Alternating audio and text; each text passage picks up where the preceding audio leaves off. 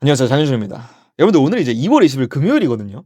근데 이제 요즘이 졸업 시즌이더라고요. 그래서 저도 오랜만에 이제 졸업 축하를 하러 학교를 한번 다녀왔는데 이게 재밌더라고요. 이제 좀 오랜만에 가니까 학교 주변도 좀 달라졌고 또 이제 못 보던 얼굴들도 좀 많이 보게 되고 이래 가지고 재밌는 시간을 보내고 왔었는데 혹시나 이 영상을 보시는 분들 중에서 이번에 졸업을 하신 분이 계시다면은 정말로 축하드린다는 말씀을 드리고 싶습니다. 네, 그래서 오늘은 2025년 5급 피셋 언어 논리를 한번 들고 와 봤고 또 한번 열심히 촬영을 해 봤으니 이 영상이 여러분께 도움을 드렸으면 좋겠습니다. 그래서 또 이번에도 뭐 혹시나 좀 약간 이해가 안 되시거나 좀 더 추가적인 설명이 필요하신 부분이 있으시면은 댓글 남겨주시면 제가 또 최대한 빠른 시일 내 답변 드릴 수 있도록 하겠습니다. 그래서 뭐 긴 말 말고 한번 바로 들어가 보시죠. 아, 그리고 여러분 새해 복 정말 많이 받으세요. 항상 뭐 기쁜 일, 행복한 일 가득하시길 진심으로 바라겠습니다. 네, 1번입니다. 다음 글의 내용과 부합하는 것은 이렇게 나와 있고 선지 한번 가볍게 훑어보니까 뭐 고려시대, 고려공미랑 조선시대 뭐 대충 뭐 이 시기에 대해서 얘기하는 거구나를 알 수 있었고 또 5번 같은 경우에는 이 원점 300점 이게 눈에 확 들어오더라고요. 약간 숫자는 좀 직관적이잖아요. 그래서 아마 대충 뭐 요 정도 소재가 나오겠구나 정도 캐치하고 글 처음부터 한번 읽어 내려가 봤었습니다. 그래서 같이 한번 보시면은 고려 성종은 개경에 국자감을 두고 그곳에서 일정 기간 유학을 공부한 사람에게 문과 시험에 응시할 수 있는 자격을 부여했다. 국자감에서 공부할 학생을 선발하기 위한 시험은 국자감시라고 불렀다. 이 시험은 유교 경전에 대한 지식보다는 시와 산문을 짓는 능력을 평가하는 것이었다. 그런데 국자감시를 관장하는 감독관들은 응시자의 능력과 관계없이 주로 자신의 친지나 친족을 선발하곤 했다. 이 때문에 국자감 입학자가 유교 경전을 학습할 수 있는 능력을 충분히 갖추고 있지 못할 때도 있었다. 뭐 그러겠죠? 그래서 국자감에서도 사서오경을 강의하지 않고 간단한 유교 지식을 가르치는데 그쳤다. 고려말 공민왕 우리 오케이 그 공민왕 때 얘기가 선제에 있는 걸 알고 있습니다. 이를 개선하고자 국자감을 성균관으로 고치고 그 안에 오경사서제를 두었으며 진사시를 시행했다. 뭐 한 게 엄청 많네요. 진사시 합격자들로 하여금 성균관에 들어가 먼저 기초 과정을 수강한 후 오경사서제에 들어가게 하고 그곳에서 사서오경을 공부하게 한 것이다. 그래서 만약에 이것도 좀 복잡하게 느껴지시면은 그냥 그렇구나 하시면서 그냥 넘어가시면 되는 겁니다. 왜냐하면은 우리 나중에 뭐 선지에서 이 공민왕 때 시기에 대해서 구체적으로 이제 물어보고 있을 때 그때 가서 이제 다시 한번 좀 구체적으로 확인하면 되는 문제인 거니까요. 또한 진사시와 별도로 사서 오경에 대한 지식을 평가하는 생원시에 합격한 사람도 오경사서제에 들어갈 수 있게 했다 해서 끊고 이제 판단할 수 있는 선지들을 판단해 주로 선지로 한번 내려가 봤었습니다. 그랬더니 이제 1번 같은 경우 고려시대 국자감시의 감독관들은 사서 오경에 대한 지식이 부족했다 이렇게 나와 있는데 얘는 일단 글에 없는 내용이더라고요. 보시면은 국자감시를 관장하는 감독관들에 대한 얘기가 나와 있긴 한데 이 사람들이 그냥 주로 자신의 친지나 친족을 선발하곤 했다 이 정도만 나와 있지 사서오경에 대한 지식이 부족했냐? 뭐 이런 거에 대한 언급은 전혀 없잖아요. 그래 가지고 1 번은 지울 수 있었고 2 번 고려 공민왕 때 생원시 합격하지 못한 사람은 오경사서제에 들어갈 수 없었다라고 하는데 일단 우리 공민왕 때 얘기는 여기 집중돼 있는 것을 알고 있습니다. 그리고 이제 조금만 한번 확인해 보시면은 이 생원시 합격한 사람 외에도 진사시 합격한 사람들도 오경사서제에 들어갈 수 있으니까 2 번도 지울 수 있었습니다. 그리고 이제 3, 4, 5번은 조선시대에 대해서 묻고 있으니까 이제 또 글을 이 단락부터 마저 한번 읽어 내려가 봤던 거죠. 조선의 태조는 성균관에서 사서 오경만을 가르치게 했다. 그리고 시와 산문의 작문 능력을 평가하는 진사시가 더 이상 필요하지 않다며 이를 폐지하고 생원시만 실시했다. 그러나 진사시를 다시 시행해야 한다는 주장이 끊이지 않았고 결국 세종이 이를 받아들임으로써 진사시가 재개되었다. 생원시와 진사시 합격자는 각각 생원과 진사라고 불리며 모두 성균관에 입학할 수 있었다. 경국대전에는 생원과 진사가 성균관 원점 300점, 오케이? 원점 300점, 이것도 선지에서 봤던 숫자인 거죠? 따야만 문과시험에 응시할 수 있다는 내용이 있는데 원점이란 성균관에 출석한 날의 수를 뜻한다.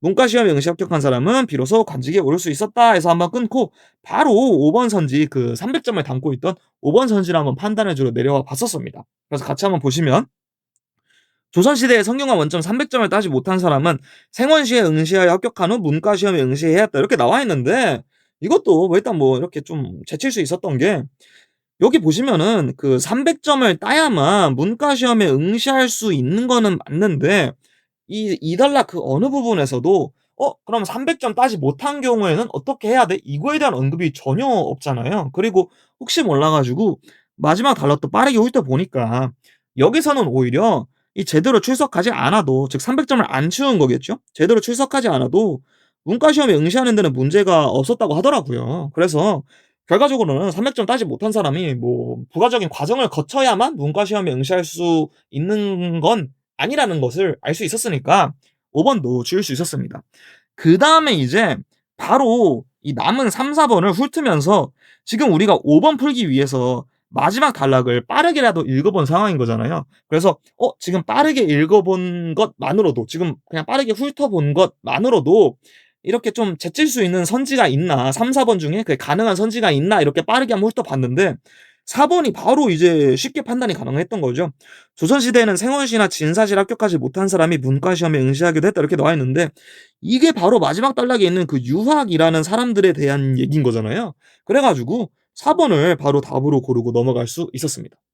네, 이제 2 번입니다. 다음 글의 내용과 부합하는 것은 이렇게 나와 있으니까 얘도 이렇게 선지들을 빠르게 한번 훑어봤는데, 근데 이 3번 같은 경우가 "등록을 통해 기록을 관리하는 방식은 원본 문서를 보존하는 것보다 더 효율적이었다."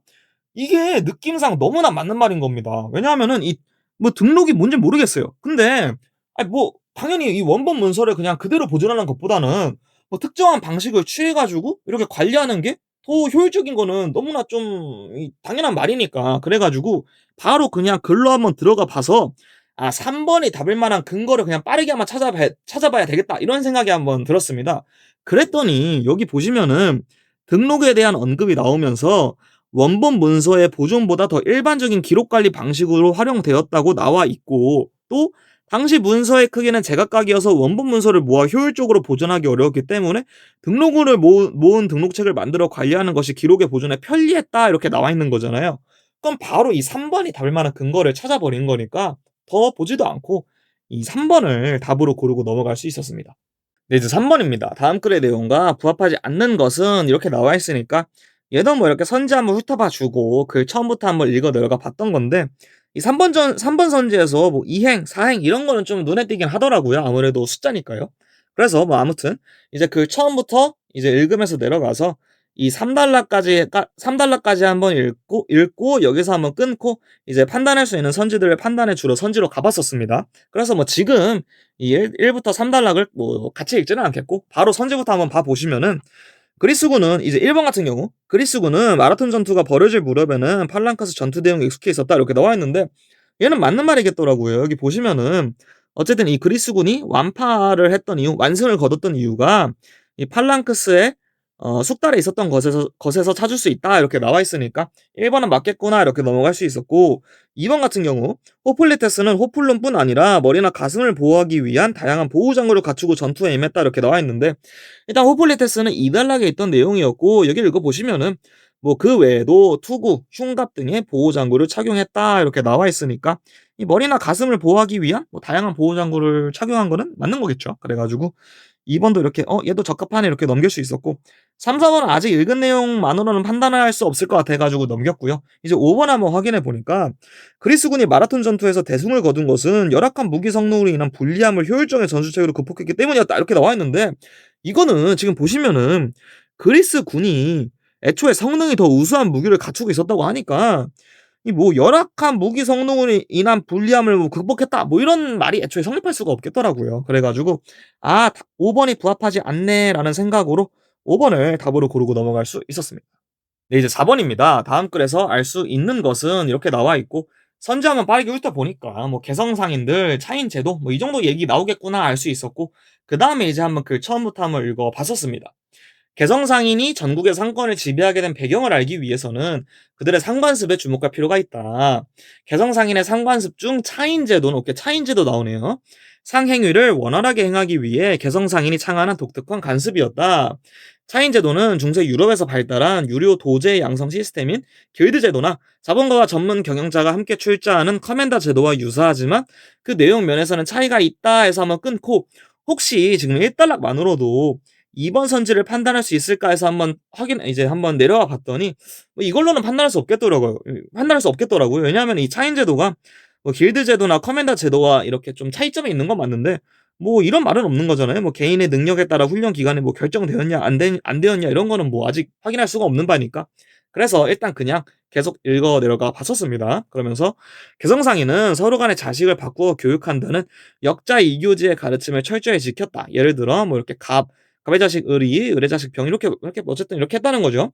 그리고 단연간 상도와 상수 훈련시켰다. 단연간의 훈련 후에 영업 능력과 주인에 대한 충성도가 인정되면 주인이 차인으로 발탁하거나 독립적인 상인으로 성장할 수 있는 길을 열어주었다. 주인은 발탁된 차인에게 자금을 융통하여 주고 뭐 사업을 하게 했고, 예를 들어 차인은 주인 점포에 지점 맡아 경영했으며 뭐 급여 받지 않는 대신 매년 지점 이익의 절반 차지했고, 지방에서 장사하는 차인은 하는데 반드시 주인에게 먼저 들러 인사 보고를 한 후 자기 부모의 집으로 갔다. 그러니까 엄청 이렇게 챙겼다는 거죠. 이처럼 주인과 차인 간에는 혈연보다 강한 도덕적 상하 관계가 유지되었으며, 이는 서구에서는 볼 수 없었던 독특한 상조직 문화였다에서 끊고, 또 이제 지금 여기까지 읽은 내용만으로 판단할 수 있는 선지 있나 한번 내려와 봤더니, 이제 4번 같은 경우 있잖아요. 개성상에는 영업 능력이 인정될 경우 다른 사람이 훈련시킨 점원을 자신의 차인으로 발탁하였다? 이거는 틀린 말이겠더라고요. 여기 보시면은 이 발탁하는 거, 이 주인이 차인으로 발탁하는 거니까 뭐 다른 사람이 훈련시킨 사람을 발탁하는 건 아니잖아요. 그래서 4번은 주일 수 있었고, 또 이제 마지막 단락을 읽어보니 주인과 차인 간의 금전거래 방식 측면에서도 다른 상인들 간의 관계에서는 볼 수 없는 독특한 상가습이 발견된다. 다음과 같은 개성상인들의 사례를 보자 하면서 주인 임씨, 뭐 차인 솜씨 하면서 수익 절반 나누기로 했고, 나중에는 뭐 월등해졌고 경제력이 사적으로 하면서 사업 이익보다 훨씬 커졌다. 이러한 사안에서 주인과 차인의 관계가 아니었다면 손 씨가 그 사업 이익으로 채권부터 변제받는 것이 당연시 되었을 것이다.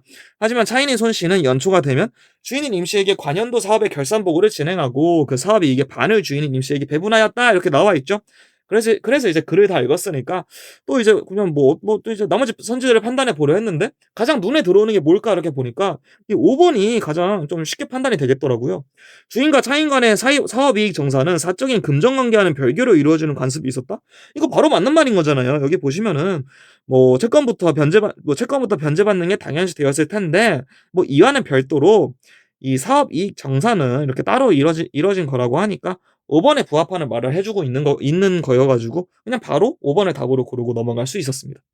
네, 이제 5번입니다. 다음 글에서 알 수 있는 것은 이렇게 나와 있고, 얘도 뭐 이렇게 선지 한번 훑어봤는데, 근데 이제 이 문제 같은 경우에 2번 일단 같이 한번 봐보시면은 이혼 후에는 양육에 관한 사항을 협의하기 어려워 공동 양육이 불가능하다 이렇게 나와 있는데, 일단 제가 생각했었을 때는 지금 재신문도 읽지 않은 상태입니다. 근데도 아니 이 이혼하고도 공동 양육하는 데에는 딱히 문제가 없는 걸로 알고 있는데? 라는 생각이 들어가지고 2번은 이렇게 조그맣게 X표를 쳐놓을 수 있었고, 3번 부모가 부부로서 함께 살아가는 동안에는 부모 모두에게 면접 교섭권이 인정된다 이렇게 나와 있는데, 이것도 이제 마찬가지로 아니 내가 알기로는 면접 교섭권이라는 것 자체가 발음이 되게 힘드네요. 면접 교섭권이라는 것 자체가 이혼해야만 발생하는 권리인 걸로 알고 있는데? 라는 생각이 들어가지고 또 이렇게 조그맣게 X표를 쳐놓을 수 있었습니다.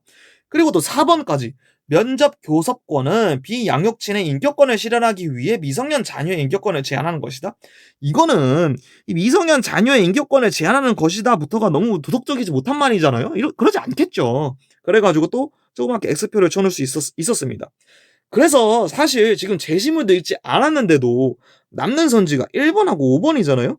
근데 이 중에서 5번이 뭔가 좀 더 맞는 말일 것 같더라고요. 약간 아무리 이렇게 합의했더라도 좀 문제가 있으면은 법원이 개입해가지고 제한할 수 있지 않을까라는 생각이 들어가지고, 그러면 일단 5번이 답일 만한 근거부터 그냥 찾아봐야 되겠다는 생각으로 이제 글로 들어가 봤었습니다. 그랬더니 이 법원에 관련된 내용은 마지막 단락에 나와 있는 내용인 거잖아요. 그러면서 이 면접 교섭권에 대해서 법원이 합의된 내용이 자녀의 복리를 저해한다고 인정되는 경우에 개입할 수 있다고 하고, 이때 법원이 당사자의 합의로 정해진 면접 교섭의 내용을 제한할 수 있다고 하니까 정확히 5번에 들어맞는 내용이 있길래 5번을 답으로 고르고 넘어갈 수 있었습니다. 네, 이제 6번입니다. 다음 글에서 알 수 없는 것은 이렇게 나와 있고, 선지들 한번 살펴보니 빈곤 문화론 이런 거에 대한 얘기인 것 같아요. 그다음에 이제 그걸 처음부터 한번 읽어본 겁니다. 한때 미국에서 유행했던 빈곤 문화론이 많은 비판을 받고 있다.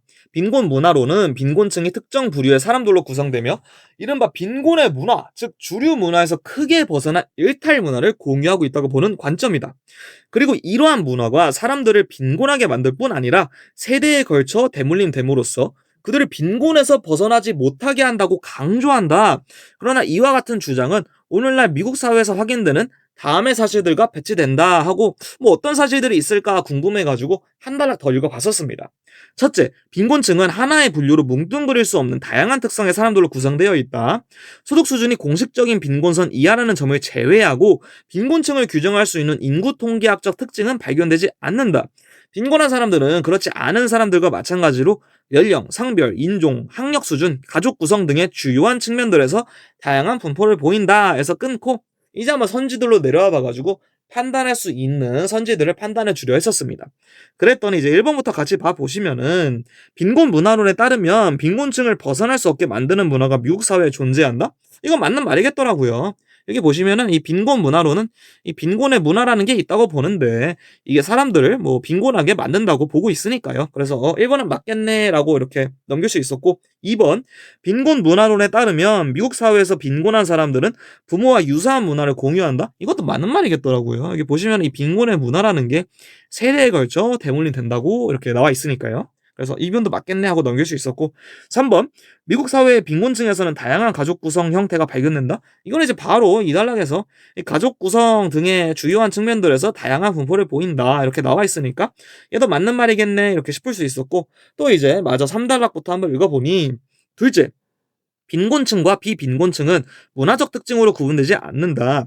빈곤층에 속하는 많은 사람들도 독실한 기독교 집안의 안정된 직업을 가진 부모 밑에서 정규 교육을 받고 자랐다. 비빈곤층과 마찬가지로 미국 사회의 보편적인 환경 속에서 성장한 것이다. 빈곤 문화론이 주장하는 획일적인 빈곤의 문화란 허위적인 관념일 뿐이다. 이렇게 나와 있고 이제 한번 4번 선지를 한번 읽어보니 미국 사회에서 빈곤층의 문화는 보편적인 사람들의 문화와 구별되지 않는다? 이것도 맞는 말이죠. 여기 보시면은 이 보편적인 환경 속에서 이 빈곤층도 성장했다고 보고 이렇게 언급되어 있으니까요. 그리고 이제 남는 5번이 답이 될 텐데 5번을 이제 확인하기 위해서 또 다음 단락 한번 읽어보니 셋째, 빈곤층의 규모와 구성은 끊임없이 변화한다 이렇게 나와 있는데 이것만 읽어봐도 여기 보시면은 빈곤층을 구성하는 사람들의 수는 일정한 범위 내에서 유지된다와 배치되는 내용인 거잖아요. 그래가지고 5번을 답으로 고르고 넘어갈 수 있었습니다. 네, 이제 7번입니다. 이건 이제 뭐 수정하는 문제인 거죠. 그래서 뭐 가장 적절한 것은 이렇게 나와 있으니까 바로 그 처음부터 한번 읽어 내려가 봤던 겁니다. 그래서 같이 한번 봐보시면은 스마트폰이 불러온 뉴 미디어의 시대는 종이책과 같은 출판물은 물론 공중파 TV와 같은 미디어까지 구시대의 유물로 만들어버렸다. 이러한 파급력은 인류가 한 번도 겪어본 적 없는 것이다 하면서 이제 기억이 나오는 거죠.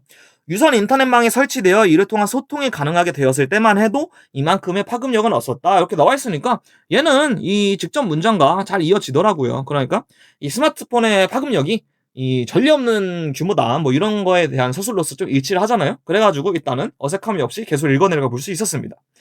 사람들은 유선 인터넷망을 통해 소통할 수 있게 되었지만 인터넷으로 메시지를 전하려면 적지 않은 시간과 비용이 필요했기 때문이다. 오케이. 이 니은 역시도 왜 유선 인터넷망이 불러온 파급력에 어느 정도 좀 제한이 있었는지를 설명하는 내용으로서 적절한 것 같더라고요. 그리고 이제 또 계속 한번 읽어 내려가 봤던 거죠. 그런데 스마트폰이 등장하면서 이러한 부동성 문제가 극복되었다 해서 부동성 문제 딱 싶었던 거죠. 왜냐하면은 부동성 문제란 게 그냥 뭐 움직일 수 없는 거에서 나오는 문제 뭐 이런 거를 지칭하는 거잖아요. 근데 보시면은 이 시간과 비용은 전혀 뭐 부동성이든 뭐 움직일 수 있든 없든 그거랑 전혀 관련되어 있는 내용이 아닌 거잖아요. 그래서 이거 니은을 바꿔야 되는 걸 수도 있겠다라는 생각으로 2번 선지를 한번 봐보니까 이러한 소통은 유선 인터넷망에 랜선으로 접속되어 있는 컴퓨터 앞에서만 이루어질 수 있었기 때문이다로 수정한다 이렇게 나와 있잖아요. 이게 적합한 거죠. 왜냐하면은 이 니은을 이렇게 수정해버린다면은 컴퓨터 앞에서만 이루어질 수 있었다. 이 내용 자체가 부동성 문제와 결부되는 거잖아요. 따라서 2번을 답으로 고르고 넘어갈 수 있었습니다. 네, 이제 8번입니다. 이건 이제 가나다를 한번 채워보라고 하고 있으니까 가나다 위치 한번 확인해주고 선지 한번 이렇게 살짝 한번 훑어보면서 이런 말들이 나오겠구나 정도 캐치하고 그 처음부터 한번 읽어 내려가 봤었습니다.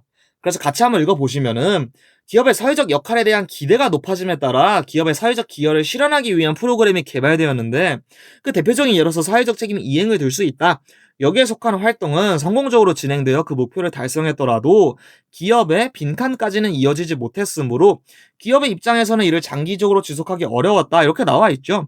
근데 이때 선지를 잠깐 봐보니까 가에 사회적 기여가 들어갈 수는 없겠더라고요. 왜냐하면은 이 사회적 책임 이행이라는 프로그램 자체가 사회적 기여를 실현하는 데 목적이 있는 거잖아요. 그럼 이게 성공적으로 진행됐다면은 당연히 사회적 기여까지는 이어졌을 테니까요. 그럼 이제 4번, 5번이 날아가면서 가에는 핵심 역량 강화가 들어가겠구나라는 점을 알 수 있는데 이게 들어가는 게 맞냐 이거는 이 단락에서 다시 한번 이렇게 검토가 됩니다. 왜냐하면은 이 새롭게 등장한 공유가치 창출이라는 활동이 사회적 기여에 더해 핵심 역량 강화까지 실현할 수 있다고 나와 있으니 기존 프로그램은 즉 사회적 책임 이행은 핵심 역량 강화까지는 실현할 수 없는 한계를 지니고 있었구나라는 점을 이제 알 수 있게 되기 때문이죠. 그래서 아무튼 뭐 이렇게 이다락도 한번 읽으실 수 있을 것 같고 저희는 바로 3단락으로 한번 가보시면은 사회적 책임 이행과 공유가치 창출은 지향점을 달리하기 때문에 활동의 모습도 다르게 나타난다. 그 예로서 세계적인 커피 회사인 엑스사의 사례를 들 수 있다. 엑스사는 원산지 커피 농부들의 소득 향상을 위해 평균 시장 가격보다 높은 가격에 커피 원두를 구매하는 고가 매수 프로그램을 운영했고 이것은 기업의 빈칸에 대한 대표적 사례로 거론된다라고 하고 좀만 더 읽어보시면은 그런데 X사가 새로 추진한 캡슐 커피 프로그램은 공유가치 창출 프로그램이 이렇게 나와 있으니까 바로 끝나버렸죠. 새롭게 등장한 프로그램이 이 캡슐 커피 프로그램이 공유가치 창출 프로그램이라면은 기존에 있던 고가 매수 프로그램은 이 사회적 책임 이행에 해당할 거 아니에요. 그래가지고 3번도 이렇게 지울 수 있었습니다. 그리고 이제 또 아무튼 뭐 마저 이렇게 이 4단락도 한번 읽어보시고 5단락을 한번 가보시면은 이처럼 공유가치 창출은 정기적으로 기업과 지역사회의 건설적 관계를 추구하며 기업의 사회적 기여와 기업의 핵심 역량 강화에 뭐 통합 또는 분리라는 새로운 방향을 제시한다 이렇게 끝나는데 이건 이제 어렵지 않게 1번을 고를 수 있었던 게 이 공유가치 창출이라는 활동 자체가 사회적 기여를 함과 동시에 핵심 역량 강화도 실현할 수 있다. 이거는 이미 2단락에서 본 내용이니까 통합이겠구나라고 이렇게 정리하면서 1번을 고르고 넘어갈 수 있었던 거죠. 네, 이제 9번입니다. 다음 건 핵심 주장으로 가장 적절한 것은 이렇게 묻고 있고 지금 물어보는 게 핵심 주장이다 보니 일단은 발췌덕보다는 글을 먼저 한번 전체적으로 다 받아들여 봐야 되겠다라는 생각이 들었었습니다. 그 다음에는 지금 가장 적절한 것을 묻고 있으니까 이 5가지 선지들 중 답이 될 수 없는 적절하지 않은 4개의 선지들 중에는 좀 애매한 선지가 껴있을 수도 있을 텐데 그 애매한 거에 뭐 시간에야 신경 쓰지 않고 어차피 답은 누가 봐도 명백히 가장 적절한 선지에서 나올 테니 그 선지만을 고르면 되겠구나라는 전략도 한번 들고 들어가 봤었습니다. 그 다음에 이제 글 처음부터 한번 읽어 내려가 보니까 여기서 그렇다면 민주주의 체제는 어떻게 이 문제에 대응할 수 있을까라는 큰 질문을 던져주고 있잖아요. 그러면은 이 질문에 대한 답이 글의 핵심 주장이 될 테니 글을 한번 이렇게 좀 빠르게 훑어 내려가 보면서 그 답을 찾기 위해서 한번 이렇게 좀 내려가 볼 수 있었습니다. 그랬더니 이제 또 웬만하면 그 답은 마지막 단락에 있을 거잖아요. 그래서 한번 쭉쭉쭉 한번 읽어 내려가 보니까 아니나 다를까 여기서 마지막 문장에서 이러한 답을 내려주고 있는 거잖아요. 그래서 그 다음에 선지로 한번 들어가 보니 이 내용을 담고 있는 거는 뭐 1, 2, 3, 4 선지에 뭐 주의를 기울여 볼 필요도 없이 5번 선지만이 이 내용을 담고 있는 거잖아요. 그래서 바로 5번을 고르고 넘어갈 수 있었습니다. 네, 이제 10번입니다. 이건 이제 뭐 다음 글에서 알 수 있는 것을 골라보라 이렇게 나와 있으니까 선지 한번 잠깐 훑어보니 F자형 패턴 읽기, 뭐 훑어 읽기 뭐 이런 말들이 나오는 것 같고 그 다음에 이제 글 처음부터 한번 읽어봤던 겁니다. 그래서 이제 1단락을 읽고 1단락에서 한번 끊고 판단할 수 있는 선지 판단해주러 한번 내려가 봤더니 이제 5번 같은 경우 있잖아요. 훑어 읽기는 디지털 매체의 등장으로 나타나는 읽기 방식이다. 이거는 아닌 말인 걸 알 수 있겠는 게 여기 보시면은 훑어 읽기란 게 인쇄물이 증가하면서 이렇게 확산되고 나타난 읽기 방식이라고 이렇게 나와 있으니까요. 그래가지고 일단 5번은 줄일 수 있었고 또 이제 마저 2단락을 한번 읽고 2단락에서 끊고 다시 또 선지도로 한번 내려와 보니까 이제 1번 같은 경우 웹페이지를 읽는 경우 F자형 패턴 읽기는 시선을 끄는 단서가 없을 때 주로 사용된다? 근데 이거 바로 맞는 말인 겁니다. 이 2단락 자체가 F자형 패턴 읽기에 대한 내용들이 집중되어 있는데, 여기 보시면은 이게 F자형 패턴 읽기라는 것 자체가 특별히 시선을 끄는 단서가 없을 때 주로 나타난다고 하니까 바로 그 1번에 부합하는 말인 거잖아요. 그래 가지고 1번을 답으로 고르고 넘어갈 수 있었습니다. 네, 이제 11번입니다. 이거는 이제 뭐 추론할 수 있는 것을 모두 고르라 이렇게 나와 있고, 그다음에 이제 보기 한번 살짝 한번 훑어보면서 어떤 부분들이 쟁점이 되겠구나 이 정도로 한번 확인해 봤었습니다.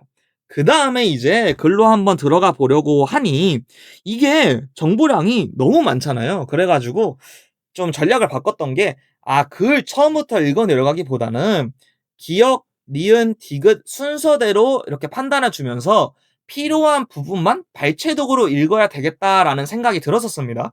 그래서 일단은 먼저 기역부터 같이 한번 판단해 보시면은, 기역은 전폐 요량은 폐활량계로 직접 측정할 수 없다 이렇게 나와 있잖아요. 그러면 이제 쭉쭉쭉 한번 이렇게 훑어 읽어 내려가 보면서, 그럼 기역을 판단하기 위한 내용이 어딨지 이렇게 한번 찾아보니까, 일단 첫 번째로는 이 폐나 기도에 남아있는 공기량은 폐활량계로 직접 측정할 수 없다 이렇게 나와 있잖아요. 그럼 일단 여기서 그럼 전폐 용량이라는 거에 폐나 기도에 남아있는 공기량도 포함되는지를 한번 확인해 보면 되는 거잖아요. 그래서 그걸 한번 또 확인해 보기 위해서 또 쭉쭉쭉 한번 읽어 내려가 보니까, 여기서는 또 폐와 기도에 남아있는 공기량을 결과적으로는 잔기량으로 부른다고 하더라고요. 그럼 이제 또 여기서 그럼 전폐 용량이라는 거에 잔기량도 포함되는지를 확인해 보면 되겠다 이렇게 좀 정리가 되더라고요. 또 그 생각으로 한번 쭉쭉쭉 한번 읽어 내려가 보니까 결과적으로 이 전폐 용량에는 잔기량이 포함되어 있는 거라고 하길래, 기억은 맞는 말이구나 이렇게 넘길 수 있었습니다. 또 이제 그다음에 이제 니은을 한번 확인해 보려고 하니까, 니은은 결과적으로 폐용량을 이 크기 순으로 한번 나열해 봐 이건 거잖아요. 근데 이 폐용량이라는 거는 마지막 단락에 집중되어 있는 내용이니까 한번 이걸 확인해 보면 될 것 같은데, 일단 첫 번째로 전폐 용량이 폐활량보다 더 큰 거는 알 수 있겠는 게, 이 폐활량에 잔기량을 합친 게 뭐 전폐 용량이라고 하니까 이 크기수는 좀 자명하잖아요.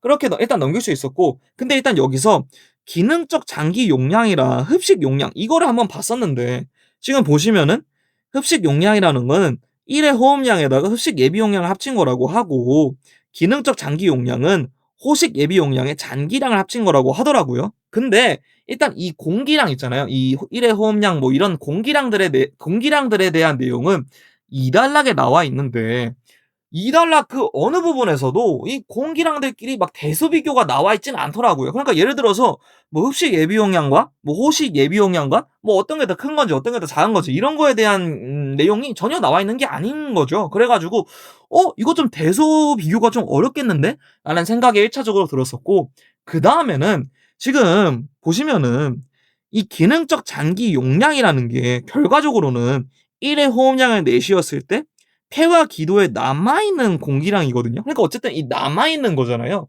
그래서 이때 생각이 들었던 게, 지금 흡식 용량이라는 거는 1의 호흡량, 그러니까 우리가 지금 뭐 평시에 이렇게 내쉬는 이렇게 하는 이 호흡량에다가 흡식 예비 용량이라는 거는 여기 보시면은 그 1회 호흡량에서 추가로 늘어나는 공기량인 거거든요. 지금 이것까지 더한 개념이니까 이게 그냥 단순히 남아있는 공기량보다는 더 크지 않을까? 이런 생각이 들었었습니다. 그래서 정리하자면은, 첫 번째로는 대수 비교가 불가능하고 나와 있는 게 없으니까요. 그리고 두 번째로는 기능적 잔기 용량이 남아있는 거니까 어쨌든 더 작지 않을까? 이 생각으로 니은은 지울 수 있었습니다. 그래서 2번, 4번, 5번이 날라갔었고요. 이제 디귿을 한번 확인해 보려고 하니까, 디귿은 공기를 최대한 들이마신 상태에서 폐와 기도 내에 들어있는 공기량은 폐활량보다 크다 이렇게 나와 있는데, 일단 폐활량이라는 거는 흡식 예비 용량, 호식 예비 용량, 1의 호흡량을 모두 합친 거라고 하죠. 근데 이때 저 같은 경우에는 이 폐와 기도 내에 들어있는 공기량 하면 딱 생각났던 게 이 잔기량이더라고요. 이게 바로 폐와 기도 내에 남아있는 공기량, 뭐 똑같은 이제 폐와 기도 이 똑같은 말이 있는 거잖아요. 근데 폐활량은 이 잔기량을 포함하는 개념은 아니기 때문에 당연히 폐활량이 더 작은 거겠지라고 정리가 돼가지고 디귿 맞네 이렇게 정리가 돼서 3번을 답으로 고르고 넘어갈 수 있었습니다. 네, 이제 12번입니다. 이거는 이제 뭐 빈칸 한번 채워보라고 하고 있으니까 빈칸 위치 한번 확인해주고 글 처음부터 한번 읽어 들어가 봤었습니다. 그래서 뭐 1단락 같은 경우에는 뭐 결과적으로 와일즈가 뭐 페르마 정리 뭐 어떻게 증명했냐 이렇게 묻고 있는 거죠. 그리고 이제 2단락 이렇게 쭉쭉쭉 읽어 내려가 보시면은 당연히 뭐 타원 방정식이든 뭐 다니야마와 시무라가 제시한 어떤 과감한 추측이든 뭐 말이 어렵고 약간 좀 수학이 좀 연관돼서 그런 거지 전혀 중요한 게 아니겠죠. 그냥 '아 그렇구나.' 하시면서 일단 쭉쭉쭉 읽어 내려가시면 됩니다. 그래서 저희는 한번 여기서부터 같이 한번 읽어 보시면은 페르마의 정리가 거짓이라고 가정해 보자. 그렇다면 2보다 큰 어떤 자연수 n에 대해 a의 n제곱 더하기 b의 n제곱은 c의 n제곱을 만족하는 양의 정수 a, b, c가 존재할 것이다. 이 가정을 a라고 하자. 그런데 a와 동칭인 주장 b가 있다. 그럼 여기서 이 b가 뭐 거짓인 것으로 밝혀져야 페르마의 정리가 증명되겠네? 까지 한번 생각해 볼 수 있겠죠. b는 특정한 종류의 타원 방정식의 해가 존재한다는 것이다. 이건 딱히 안 중요하겠고. 그런데 이미 빈칸이라는 것이 증명돼 있었다 하고 계속 읽어보니까 그리고 1993년 와일스는 다니야마와 시무라의 추측이 참이라는 것을 증명했다. 따라서 B는 거짓이고 해서 잠깐만요. 그 이 B는 거짓이고 B가 거짓이라는 거는 우리가 지금 얻고 싶어하는 결과인 거잖아요. 그러면은 그럼 빈칸에는 어쨌든 이 다니야마와 시무라의 추측과 B를 결부지은 게 들어갈 수 있겠고 결과적으로는 이 추측이 참이라면은 B가 거짓인 게 이미 증명돼 있었다는 내용이 빈칸에 들어가야 되겠네까지 한번 눈치를 채볼 수 있겠더라고요. 그래서 어쨌든 선지로 한번 가보시면은 이 추측과 B를 결부시켜 놓은 거는 2번하고 4번밖에 없잖아요. 근데 2번은 뭐 참이면은 뭐 B가 참이다 이렇게 나와 있으니까 이건 틀린 거잖아요. B는 거짓이어야 되는 거니까. 그래서 2번은 지울 수 있었고 4번 같은 경우에는 추측이 참이면 B는 거짓이다의 배우를 적절히 서술한 거여가지고 4번을 답으로 고르고 넘어갈 수 있었습니다. 네, 이제 13번입니다. 이건 이제 뭐 다음 대화에서 추론할 수 있는 것은 이렇게 물어보고 있으니까 먼저 한번 대화를 훑어보니 뭐 대화만 읽어서는 뭐 딱히 할 수 있는 게 없겠더라고요. 그래가지고 바로 선지로 들어가 봐서 이렇게 하나하나 매칭시키면서 뭐 맞는 말인지 틀린 말인지를 확인해 봐야 되겠다는 생각이 들었었습니다. 그래서 같이 이제 1번부터 한번 봐보시면은 갑의 말과 을의 말이 참이라면은 정의 말은 참이다 이렇게 말하고 있는데 일단 갑은 뭐 이렇게 말하고 있고 을은 자율주행차는 무조건 상용화돼 이렇게 말하는 거잖아요. 그럼 이렇게 갑과 을을 합치면 결과적으로 운전이 힘들지 않다라는 결론을 내릴 수 있겠죠.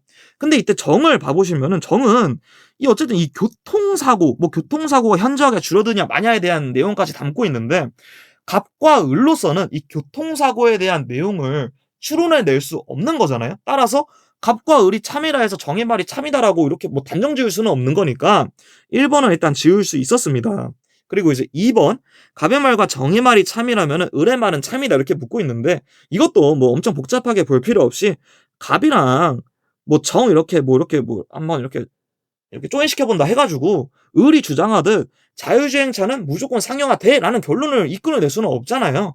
그래가지고 일단 2번도 지울 수 있었고 3번 을의 말과 병의 말이 동시에 참을 수 없다 이렇게 나와 있는데 을은 다시 한번 보자면은 자율주행차는 무조건 상용화돼 이렇게 주장하고 있고 병은 뭐라 말하고 있냐 보니까 교통사고가 현저하게 줄어들려면 사람들이 더 이상 운전을 하지 않아야 하는데 사람들은 계속 운전한다 하니까 결과적으로는 현저하게 줄어들지 않는다가 이 병의 결론인 거겠죠. 그러면은 을과 병은 완전히 뭐 다른 말을 하고 있는 거잖아요. 을은 뭐 한쪽에서는 자율주행차는 무조건 상용화돼 이렇게 말하고 있고 병은 교통사고가 현저하게 줄어들지는 않아 이렇게 얘기하고 있는 거니까 아예 뭐 서로 다른 얘기를 하고 있는 거길래 을의 말과 병의 말이 동시에 참일 수 없을 이유가 없는 거죠.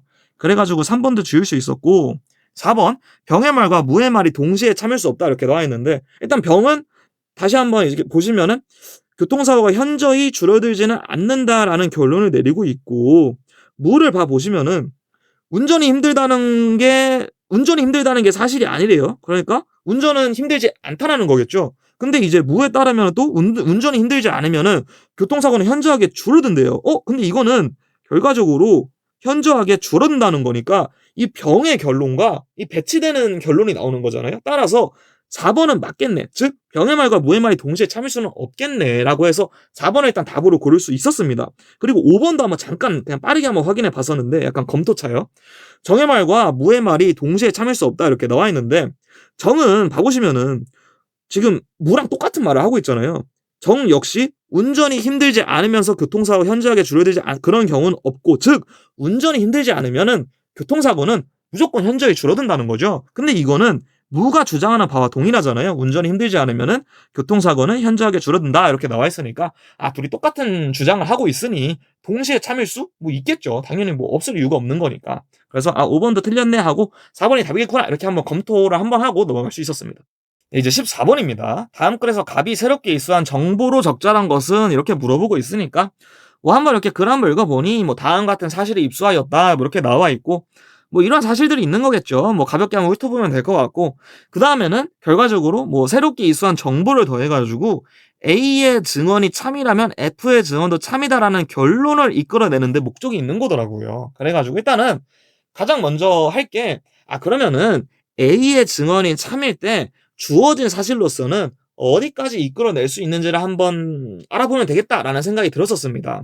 그래서 일단 A가 참일 때 가만 보니까 이제 첫 번째 사실에 의해 가지고 G는 참이 아니다라는 결론을 낼 수 있을 것 같고 그 다음에는 또 이 세 번째 사실에 의해 가지고 이렇게 된다면은 C도 참이 아니고 E도 참이 아니다라는 데까지는 나아갈 수 있겠죠. 근데 이 이후부터는 뭐 더 이끌어낼 수는 없겠더라고요. 그럼 오케이 좋아. 그리고 이제 두 번째로는 주어진 사실들로 또 어떻게 F의 증언도 참이다라는 결론까지 나아갈 수 있을지를 한번 판단해 보려 했었습니다. 그랬더니 일단은 마지막 사실에 의해 가지고 D가 참일 때 F가 참이고 그럼 이때 또 두 번째 사실에 의해 가지고 B가 참일 때 D가 참이겠더라고요. 그 다음에 또 여기서 뭐 더 어떻게 추가하지는 못하겠더라고요. 주어진 사실들로만으로는. 그래서 이 두 가지 연쇄 관계를 먼저 알아볼 수 있었고 그 다음에는 이제 뭐 간단하겠더라고요. 선제 하나하나 한번 확인해 이렇게 한번 이제 대입시켜 보면서 진짜로 이 뭐 1번 뭐 예를 들어 1번 선지가 추가되면은 A로부터 F까지 가는데 문제가 없나? 그 연결고리가 해소가 되나? 그러니까 지금 부족한 연결고리가 해소가 되나? 이걸 그냥 판단해 주면 되겠더라고요. 그래서 같이 1번부터 한번 봐보시면은 A의 증언이 참이라면 B나 C의 증언은 참이다 이렇게 나와 있는데 이게 바로 이제 정답인 거죠. A가 참일 때 B가 참이다라는 이 연결고리 하나만 이어져 주면은 결과적으로는 A가 참일 때 쭉쭉쭉 이어져서 F가 참이다라는 결론까지 가는데 이제 문제가 없어지는 거니까 그래가지고 바로 1번을 답으로 고르고 넘어갈 수 있었고 이게 좀 정답임이 너무나 이제 좀 명확하잖아요. 그래가지고 나머지 선지들은 뭐 따라 보지는 않았었습니다. 네, 이제 15번입니다. 이거는 이제 갑부터 병에 대한 분석으로 적절한 것을 모두 고르라고 하고 있고 보기 한번 봐보니까 뭐 갑을 뭐 병 뭐 갑을 뭐 이런 식으로 나와 있어가지고 갑을 병 하나씩 읽으면서 뭐 해당되는 보기 하나씩 판단하면 되겠네라는 생각이 들었었습니다. 그 다음에 이제 글 처음부터 한번 읽어 내려가 봤던 건데 뭐 이렇게 쭉쭉쭉 한번 읽어 내려가 보고 또 갑으로 들어가서도 이렇게 쭉쭉쭉 한번 읽어 내려가 봤었는데 저희는 여기서부터 같이 한번 읽어 보시죠. 이처럼 지구 중심 체계에서 회전 주기와 회전 반경의 관계는 일관되지 않지만 태양 중심 체계에서는 모든 행성에서 회전 반경이 클수록 회전 주기도 커진다. 코페르니쿠스는 이를 조화로운 관계라고 하며 태양 중심 체계가 미적으로 뛰어나다는 것을 근거로 자신의 이론을 옹호하고 있다 이렇게 나와 있는 거죠. 그래가지고 이제 갑이 포함되어 있는 보기들을 보러 한번 내려가 봤었습니다. 그랬더니 이제 기억부터 한번 같이 봐보시면은 코페르니쿠스의 태양 중심 체계에서 행성의 회전 주기와 회전 반경 사이에 일관된 관계가 성립한다는 것에 갑은 동의하냐 이렇게 묻고 있는데 뭐 갑은 동의하겠죠. 여기서 태양 중심 체계에서는 모든 행성에서 회전 반경이 클수록 회전 주기도 커진다 이렇게 말하고 있고 이게 곧 이 일관되지 않은 지구 중심 체계와는 달리 일관된 관계를 의미하고 있는 것일 테니까요. 그리고 이제 니은을 봐보시면은 코페르니쿠스가 조화로운 관계를 미적으로 뛰어나다고 평가했다는 것에 대해서 갑은 동의하냐 이렇게 묻고 있는데 이건 역시 갑은 동의하고 있죠. 어쨌든 이 일관된 관계가 곧 조화로운 관계의 태고 이것을 근거로 즉 조화롭기 때문에 결과적으로 미적으로 뛰어나다 뭐 이런 식으로 말을 하고 있는 것일 테니까요. 그리고 이제 디귿을 봐보시면은 코페르니쿠스가 자신의 이론을 옹호하는데 미적 우월성보다 예측 가능성을 더 중시했다는 것에 갑은 동의하냐 이렇게 묻고 있는데 이건 좀 바로 쉽게 이렇게 제낄 수 있죠. 왜냐하면 일단 갑은 예측 가능성에 대해 어떠한 말도 하고 있지 않습니다. 그래서 뭐 예측 가능성을 더 중시했냐 안 했냐를 애초에 뭐 알 수가 없는 거죠. 그래서 디귿이 날아가면서 2번, 4번, 5번 지우고 기호가 무조건 맞는 말이니까 이제 니은만 확인하면 됐었습니다. 그래서 이제 을을 한번 같이 읽어보시면은 지구 중심 체계와 달리 태양 중심 체계에서 회전 주기와 회전 반경 사이에 일관된 관계가 성립한다는 것은 분명하다. 하지만 코페르니쿠스가 미적인 이유만으로 자신의 이론을 옹호하지는 않았을 것이다. 조화로운 관계가 성립해야 하는 이유에 대한 코페르니쿠스의 입장을 추가로 확인해 봐야만 한다 이렇게 말하고 있는 거죠. 그 다음에 이제 니은을 한번 확인해 보니까 다시 한번 읽어보면은 코페르니쿠스가 조화로운 관계를 미적으로 뛰어나다고 평가했다는 것에 대해서 을은 동의하지 않는다 이렇게 말하고 있는데 지금 을은 동의하지 않다고 볼 만한 근거가 전혀 없죠. 왜냐하면은 을이 어쨌든 그 을의 의견에서 뭐 전혀 코페르니쿠스가 조화로운 관계를 미적으로 뛰어나다고 평가하지 않았어라고 주장하는 부분은 전혀 찾아볼 수가 없고 오히려 을이 말하고자 하는 바는 조화로운 관계를 즉 조화로운 관계를 미적으로 뛰어나다고 평가했다는 것을 일단 그냥 이 기본으로 깔고 들어가면서 근데 비단 그 미적인 이유만으로 자신의 이론을 막 옹호하지는 않지 않았을까? 뭐 또 다른 이유가 있지 않았을까? 이런 질문을 던지고 있는 거잖아요. 그러니까 다시 한번 말씀드리면은 애초에 어쨌든 이 가정 자체를 부정하지는 않는 거여서 을은 동의하지 않는다고 볼 이유가 없기에 니은도 날라가서 1번을 답으로 고르고 넘어갈 수 있었습니다. 네, 이제 16번입니다. 기억과 니은에 대한 평가로 적절한 것을 모두 고르면 이렇게 나와 있으니까 기억과 니은 위치를 먼저 한번 확인해주고 보기 한번 살짝 훑어본 다음에 기억과 니은이 포함되어 있는 마지막 단락부터 한번 읽어봤습니다. 그랬더니 이 쟁점이 되고 있는 게 감도, 반응 시간, 그리고 선택도더라고요. 그래서 이 다음에 그 처음부터 읽어 내려갈 때는 이런 부분을 이렇게 좀 빠르게 훑어 내려갈 수 있었던 거죠. 왜냐하면은 지금 읽어 내려갈 때 제 목적 의식이 감도, 반응 시간, 선택도에 대한 내용을 찾고자 하는 데 있는데 이 부분은 지금 그런 내용이 전혀 없으니까요. 그래서 한번 쭉쭉쭉 한번 읽어 내려가 보니 뭐 그나마 1단락에서 한번 챙겨갈 만한 거는 이 전기 전도도의 최대값이라는 것 같아요.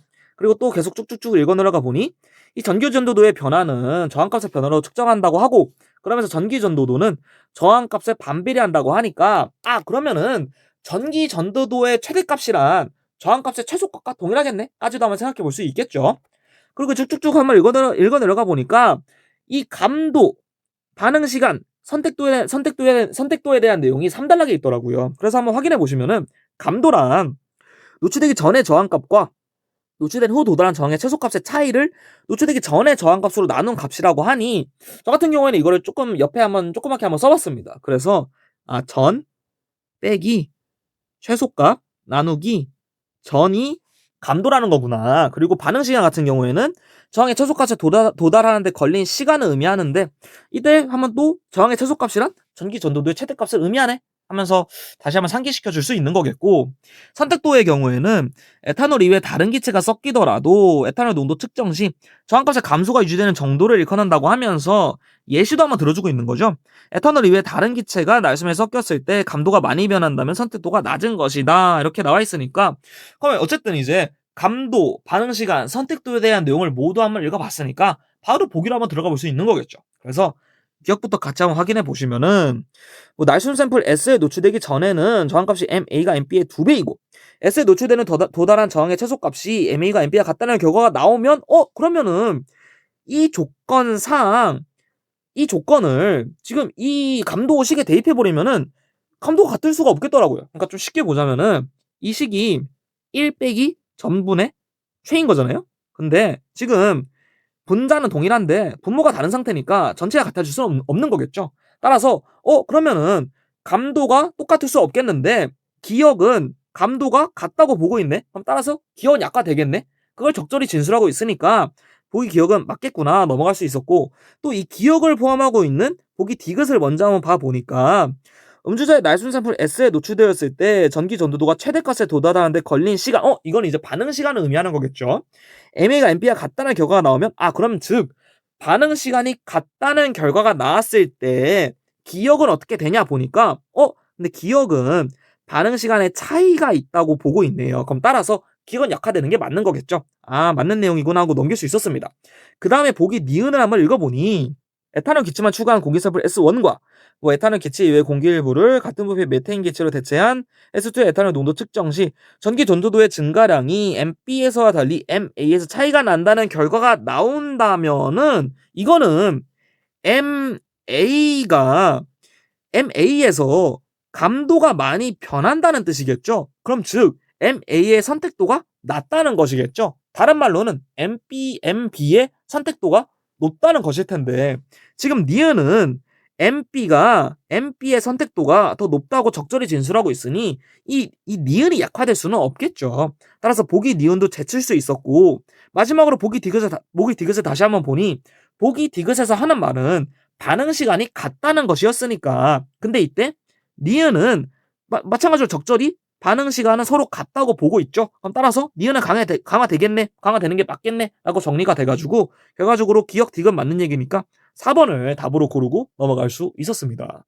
이제 17번입니다. 다음 글의 기억에 대한 평가로 적절한 것을 모두 골라봐라 이렇게 나와 있으니까 기억 위치 한번 확인해주고 보기 살짝 한번 훑어봤더니 뭐 진동수 1, 진동수 3 이 정도가 한번 눈에 살짝 띄더라고요. 그래가지고 한번 정확히 뭔진 모르겠지만 뭐 진동수를 좀 다뤄보라는 거일 수도 있겠다, 뭐 이 정도 생각만 가볍게 한번 이렇게 한번 들고 그 다음에는 이 글 마지막 단락부터 한번 읽어 내려가 봤었습니다. 그래서 실험 결과를 먼저 한번 읽어봄으로써 글부터 구체화 시켜봐야 되겠다라는 전략을 들고 가봤던 것이죠. 같이 한번 읽어보시면은 물질 AC 중 두 개의 물질로만 구성된 X와 Y의 물질 조성 알아내기 위해 실험 수행하였다. 실험 결과 X는 진동수 1, 2, 3의 빛만을 흡수하였고 Y는 진동수 1, 2의 빛만을 흡수하였다. 오케이. 일단은 보기에서 봤던 진동수라는 단어가 나오고 있고, 또 지금 이렇게 줄글로 읽을러서는 좀 뭔가 직관적이지 않으니까 좀 보기 쉽게 하기 위해서 시각화를 한번 해봤습니다. 즉 표를 한번 만들어 본 거죠. 그래서 X, Y, 그리고 X는 1, 2, 3 흡수, Y는 1, 3 흡수, 1, 2 흡수, 그리고 A, B, C 세 물질 중에서 두 개로만 구성이 되어 있구나 이렇게 한번 간략히 한번 써본 거죠. 계속 한번 읽어보시면은 A가 진동수 1, 2의 빛만 흡수하고 B는 3, C는 2의 빛만 흡수한다고 가정하였다. 오케이. 그래서 얘도 마찬가지로 표를 한번 만들어 봤습니다. 그래서 A, B, C가 있는데 이때 A는 1, 2, B는 3, C는 2구나. 그러면서 이 실험 결과와 가정을 바탕으로 과학자는 X는 A와 B로 구성되어 있고 Y는 A와 C로 구성되어 있다고 주장하였다 이렇게 나와 있는데, 그러면은 어떻게 기억과 같은 결론이 나올 수 있는 건지 직접 한번 해봤습니다. 그랬더니 X는 1, 2, 3을 흡수를 하는데 이때 A와 B를 합치면은 1, 2, 3이 나오니까 X는 A와 B로 구성되어 있다고 볼 수 있겠네 이렇게 납득이 되더라고요. 마찬가지로 Y 역시도 Y는 1, 2로 구성되어 있으니까 이때 A와 C를 합치면은 1, 2가 나오니 Y는 A와 C로 구성되어 있다고 마찬가지로 또 볼 수 있겠네 이렇게 좀 납득이 됐던 거죠. 그 다음에는 1, 2단락을 빠르게 한번 읽어보면서 혹시나 문제풀이에 쓰일 좀 중요한 조건 같은 게 있을지를 찾아서 한번 훑어본 건데 딱히 눈에 띄는 건 없더라고요. 그래서 한번 훑어본 다음에는 바로 보기로 한번 들어가 봤었습니다. 그래서 기억부터 같이 봐보시면은 A는 진동수 1의 빛을 흡수하지 않고 1을 안 하는구나. 그러면 C는 진동수 1의 빛을 추가로 흡수한다는 사실이 밝혀진다면 오케이, C는 추가로 흡수. 기원 약화되냐 이렇게 묻고 있는데 직접 한번 해보면 되겠더라고요. 지금 이렇게 바뀐 상황에서도 X는 A와 B로 구성되어 있다고 볼 수 있는지를 먼저 봐봤더니 안 되겠더라고요. 왜냐하면은 더 이상 A는 1을 흡수하지 않고 있기 때문에 A와 B를 합쳐본다 한들 이 X에서 흡수하는 1, 2, 3이 나올 수가 없는 것이죠. 그래서 기억은 적절하네 라고 이렇게 넘어갈 수 있었고, 다시 또 원상태로 돌려놔야 하니까 이건 먼저 지우고 1, 그리고 얘도 일단 지울 수 있었던 거죠.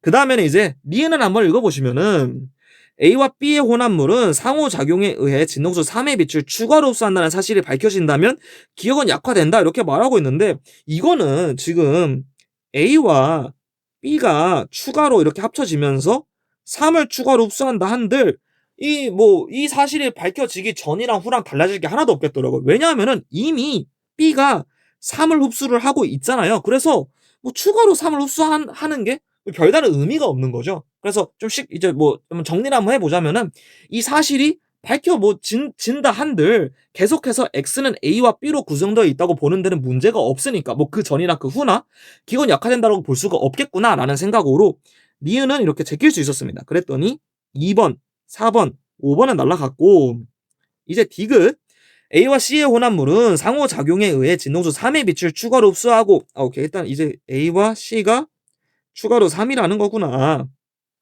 B는 진동수 3의 빛을 흡수하지 않는다는 사실이 밝혀진다면 이제 안 하는구나. 기억은 약화되냐 이렇게 묻고 있는데 얘도 한번 해보면 되는 거겠죠.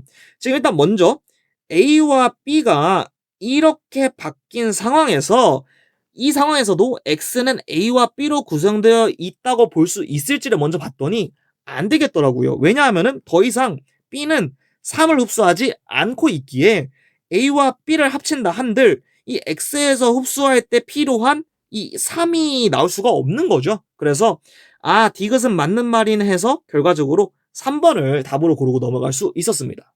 네, 이제 18번. 가설 A와 B에 대한 평가로 적절한 것을 모두 고르면 이렇게 나와 있으니까 보니까 가설하고 실험 구조네요. 그래서 바로 실험부터 한번 읽어봤습니다. 그래서 같이 한번 읽어보시면은 물질 알파의 생성을 촉진하는 유전자를 뇌에 주입하면 주입된 부위에서만 알파의 양이 증가하고 알파의 분해를 촉진하는 유전자를 뇌에 주입하면 주입된 부위에서만 알파의 양이 감소한다. 이렇게 말하는데 이거 당연한 말인 거죠. 그리고 세 그룹으로 나누고 실험을 수행하였다 이렇게 하면서 그룹 한번 싹 한번 훑어보고 그러면서 각 그룹의 쥐들의 행동 K를 하는 쥐의 비율을 측정하였다 이렇게 나와 있는 거네요.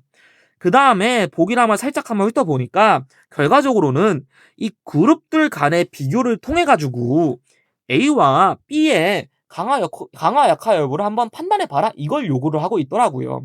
그래서 한번 제시문 한번 다시 한번 올라가 보니 A와 B는 이 가설을 지칭하는 거잖아요. 그래서 한번 바로 가설을 한번 읽어봤습니다.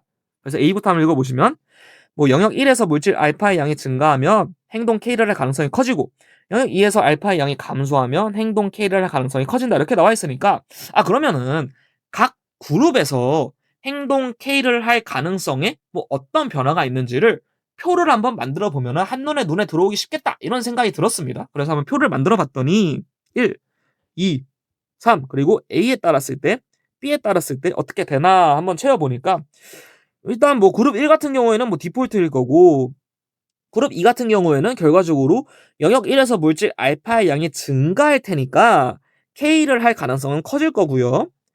이 그룹 3에서는 영역 2에서 물질 알파의 양이 감소할 테니까 또 마찬가지로 K를 할 가능성이 커지겠죠. 그 다음에 기억 보기를 한번 봐보니까 측정된 비율이 그룹 2와 그룹 3 모두 그룹 1과 차이가 없었다면 그러면은 지금 이 결과와 지금 어쨌든 이 A의 예측과 배치되는 결과인 거잖아요. 따라서 A는 약화가 되겠죠. A는 강화된다고 나와 있으니까 기억은 틀렸네 라고 하면서 1번, 3번, 5번은 없앨 수 있었습니다. 따라서 니은은 무조건 맞는 말이 되고 디귿만 판단해 보면 되겠네요. 그 다음에 한번 B를 한번 읽어보니까 뇌 영역 1과 영역 2에서 물질 알파의 양 차이가 커질수록 K를 할 가능성이 커진다 이렇게 나와 있으니까 그러면은 다시 또 그룹 1에서는 디폴트인 차이일 텐데 그럼 이때 딱 그럼 디폴트인 상태에서는 어떤 차이가 있었는지를 서술하는 내용이 있나라는 생각으로 아직 안 읽은 이제 1단락을 한번 읽어보니 여기 나와 있는 거죠. 보통의 쥐는 물질 알파의 양이 뇌 영역 1보다 뇌 영역 2에서 더 적다. 그러니까 디폴트인 차이가 알파의 양이 1, 2 이렇게 돼 있다는 거잖아요. 오케이. 이렇게 한번 적어준 다음에는 그러면 이제 그룹 2에서는 결과적으로 1의 양이 영역 1에서의 알파 양이 증가를 할 테니까 차이가 더 커지는 거겠죠. 그럼 B에 따르면은 행동 K를 할 가능성이 더 커지는 거겠죠. 얘는 커질 테고 그룹 3에서는 반대로 이 영역 2에서 알파의 양이 감소를 할 테니까 마찬가지로 또 차이는 벌어지는 거겠죠. 그럼 B에 따르면은 K를 할 가능성은 커지는 거겠죠. 그 다음에 한번 이제 디귿을 확인해 보니 측정된 비율이 그룹 2와 그룹 3 모두 그룹 1보다 높았다면 오케이 그럼 지금 이 B의 예측에 부합하는 결과가 나온 거니 B는 약화된다? 아니죠. B는 강화되겠죠. 따라서 디귿도 이제 없애주면서 2번을 답으로 고르고 넘어갈 수 있었습니다. 네, 이제 19번부터 20번입니다. 그래서 얘도 문제의 레이아웃 먼저 한번 확인해 주면서 얘는 적절한 거 고르라는 거구나. 얘는 추론할 수 없는 거 고르라는 거구나. 한번 체크를 한번 해줄 수 있었고 그 다음에는 가하고 나 위치 한번 확인해 준 다음에 그 처음부터 한번 읽어 내려가 봤었습니다. 그래서 지금 다 읽지는 않겠고요. 이렇게 한번 쭉쭉쭉 읽어 내려가 보시면은 2단락에서 어쨌든 코드 바꾸기와 코드 뒤섞기라는 것을 소개하고 있으면서 코드 바꾸기를 집중적으로 설명하고 있고요. 2단락은. 그러면 3단락에서는 코드 뒷섞기를 집중적으로 다루고 있는 거죠. 그러면서 이제 가 빈칸이 포함된 4단락으로 내려오게 될 텐데 지금 여기서부터 같이 한번 봐 보시면은 그 아이가 한국어를 주축 언어로 하여 나는 정말로 I'm happy다라고 하면 이는 뭐 빈칸이면서 가 뒷섞기의 범주에 해당한다 이렇게 나오고 있는 거잖아요. 그러면서 결론적으로 어쨌든 나는 정말로 I am happy다가 코드 뒤섞기라고 결론 지어주고 있네요. 그래서 여기서 한번 생각해 보실 수 있는 게 그러면은 코드 뒤섞기의 특징이 뭐였지? 라는 생각으로 한번 올라가 보실 수 있겠죠. 그랬더니 결과적으로 주축 언어의 규범을 위반하는 게 코드 뒤섞기의 대표적인 특징이니 이 빈칸에도 뭐 주축 언어의 규범을 위반한다 뭐 이런 말이 들어가야 하겠음을 예상할 수 있겠죠. 그래서 그 예상을 바탕으로 이 19번 선지들로 와 보시면은 1번과 3번만이 그것을 다뤄주고 있기 때문에 2, 4, 5번은 지우면서 1, 3번만 남길 수 있을 것이고 또 마지막 단락을 읽어 내려가 보시면은 그럼 내가 소문을 들었는데요. He was hired 라고 말하는 경우는 어떤가? 근데 이 경우는 한국어가 주충인지 영어가 주충인지 확정할 수 없다. 그래서 이 경우에서는 또 다른 판단 기준을 고려해야 하는데 각 언어의 규범과 문법 중 어느 것도 위반하지 않은 경우에는 코드 바꾸기 사례에 해당하고 어느 한 언어의 규범이나 문법을 위반한 경우에는 코드 뒤섞기 사례에 해당한다. 한국어 부분이 내가 소문을 들었는데요는 한국어 규범과 문법에 충실하고 영어 부분이 he was hired는 영어 규범과 문법에 충실함으로 위 경우는 하면서 뭐 결과적으로 코드 바꾸기냐 코드 뒤섞기냐인데 이것도 코드 바꾸기냐인 것을 코드 바꾸기라는 것을 어렵지 않게 알 수 있는 게 이 말 있잖아요. 이 말 한국어 부분이면서 이것도 뭐 한국어 규범과 문법에 충실하고 영어 규범과 문법에 충실하다는 거 말 자체가 각 언어의 규범과 문법 중 어느 것도 위반하지 않은 경우에 해당하니 코드 바꾸기에 해당한다 이렇게 결론 줄 수 있겠더라고요. 따라서 19번 같은 경우는 1번을 답으로 고를 수 있었고 20번으로 내려와 보시면은 이제 1번부터 한번 보실 수 있는 거죠. 1번 선지 피아노 선율이 아름답다라는 문장에서 피아노의 사용이 코드 뒤섞기가 아닌 경우 우리는 피아노를 외국어로 취급하지 않는 것이다. 이건 맞는 말이죠. 이거는 뭐 여기서도 확인하실 수 있고요. 우리가 그 단어를 더는 외국어로 취급하지 않는다는 의미이다 라면서 약간 퍼즐 맞추기 식으로 풀 수도 있는 것이겠죠. 그래서 어쨌든 1번은 맞겠군 하고 넘어갈 수 있었고 2번 뒤섞이는 언어의 단위가 문장이고 사용되는 두 언어 중 주축 언어가 무엇인지 확정되지 않았을 때 코드 뒤섞기는 일어나지 않는다? 이거는 아니겠더라고요. 지금 이 말 있잖아요. 뭐 단위가 문장이고 사용되는 두 언어 중 주축 언어가 무엇인지 확정되지 않았을 때를 다루는 게 이제 마지막 단락인 거잖아요. 근데 여기서 뭐 어느 한 언어의 규범이나 문법을 위반한 경우에는 코드 뒤섞기 사례에 해당한대요. 즉 지금 이 경우에서도 코드 뒤섞기가 일어날 수 있는 거잖아요. 그래가지고 2번이 답이구나 하고 2번의 답으로 고르고 넘어갈 수 있었습니다. 네, 이제 21번입니다. 다음 글의 내용과 부합하는 거 고르라고 하니까 선제들 잠깐 뭐 한번 훑어보니 뭐 조선 후기 숙종 때 뭐 1789년 17세기 뭐 이 정도 때 얘기하고 있는 것 같고요. 그 다음에 이제 한번 글 처음부터 한번 읽어보니까 조선 건국 이래 행정도시로 기능했던 서울은 조선 후기에 이르러 상업도시로서의 성격을 띠게 되었다. 조선 전기에도 종로 주변에 시전이 설치되어 있어 상거래가 이루어지고 있었지만 주로 특정 물품의 독점 판매권을 가진 시전 상인들에 의해 왕실과 관할을 대상으로 이루어진 것이었다. 그러나 17세기 이거 17세기 이거 선지에서 봤던 시기네요. 전국적으로 장시 개설이 증가하고 유통 규모가 커지면서 서울은 상업도시로서의 면모까지 갖추게 되었다 하고 한번 좀 더 읽어봤었습니다. 좀 잘 읽혀 내려가더라고요. 여기서 주목할 만한 것은 서울의 인구 증가이다. 인구 증가는 자연적인 증가 이외에도 농촌에서 터전을 잃고 유랑하는 농민들이 새로운 생업을 찾아 서울로 모여들면서 이루어졌다. 17세기부터 또 그 선지에서 봤던 시기네요.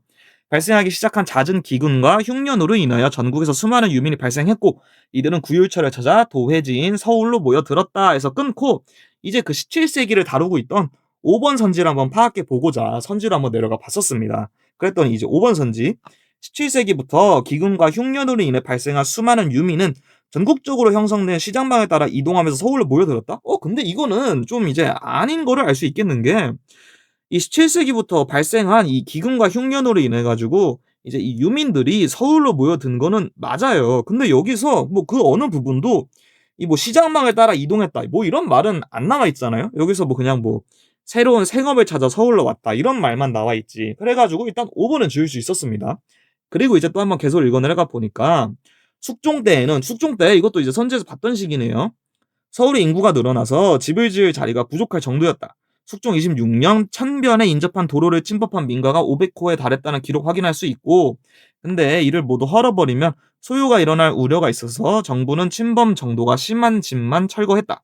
거주지에 대한 단속이 강화될 경우 집단 민원이 발생할 것을 우려하는 정도가 된 것이다 해서 끊고 이 숙종대를 다루고 있던 2번 선지를 한번 바로 파악을 하러 내려가 봤었습니다. 그랬더니 숙종대에는 서울의 인구가 증가하면서 주거지가 도로를 침범하는 일까지 벌어졌다?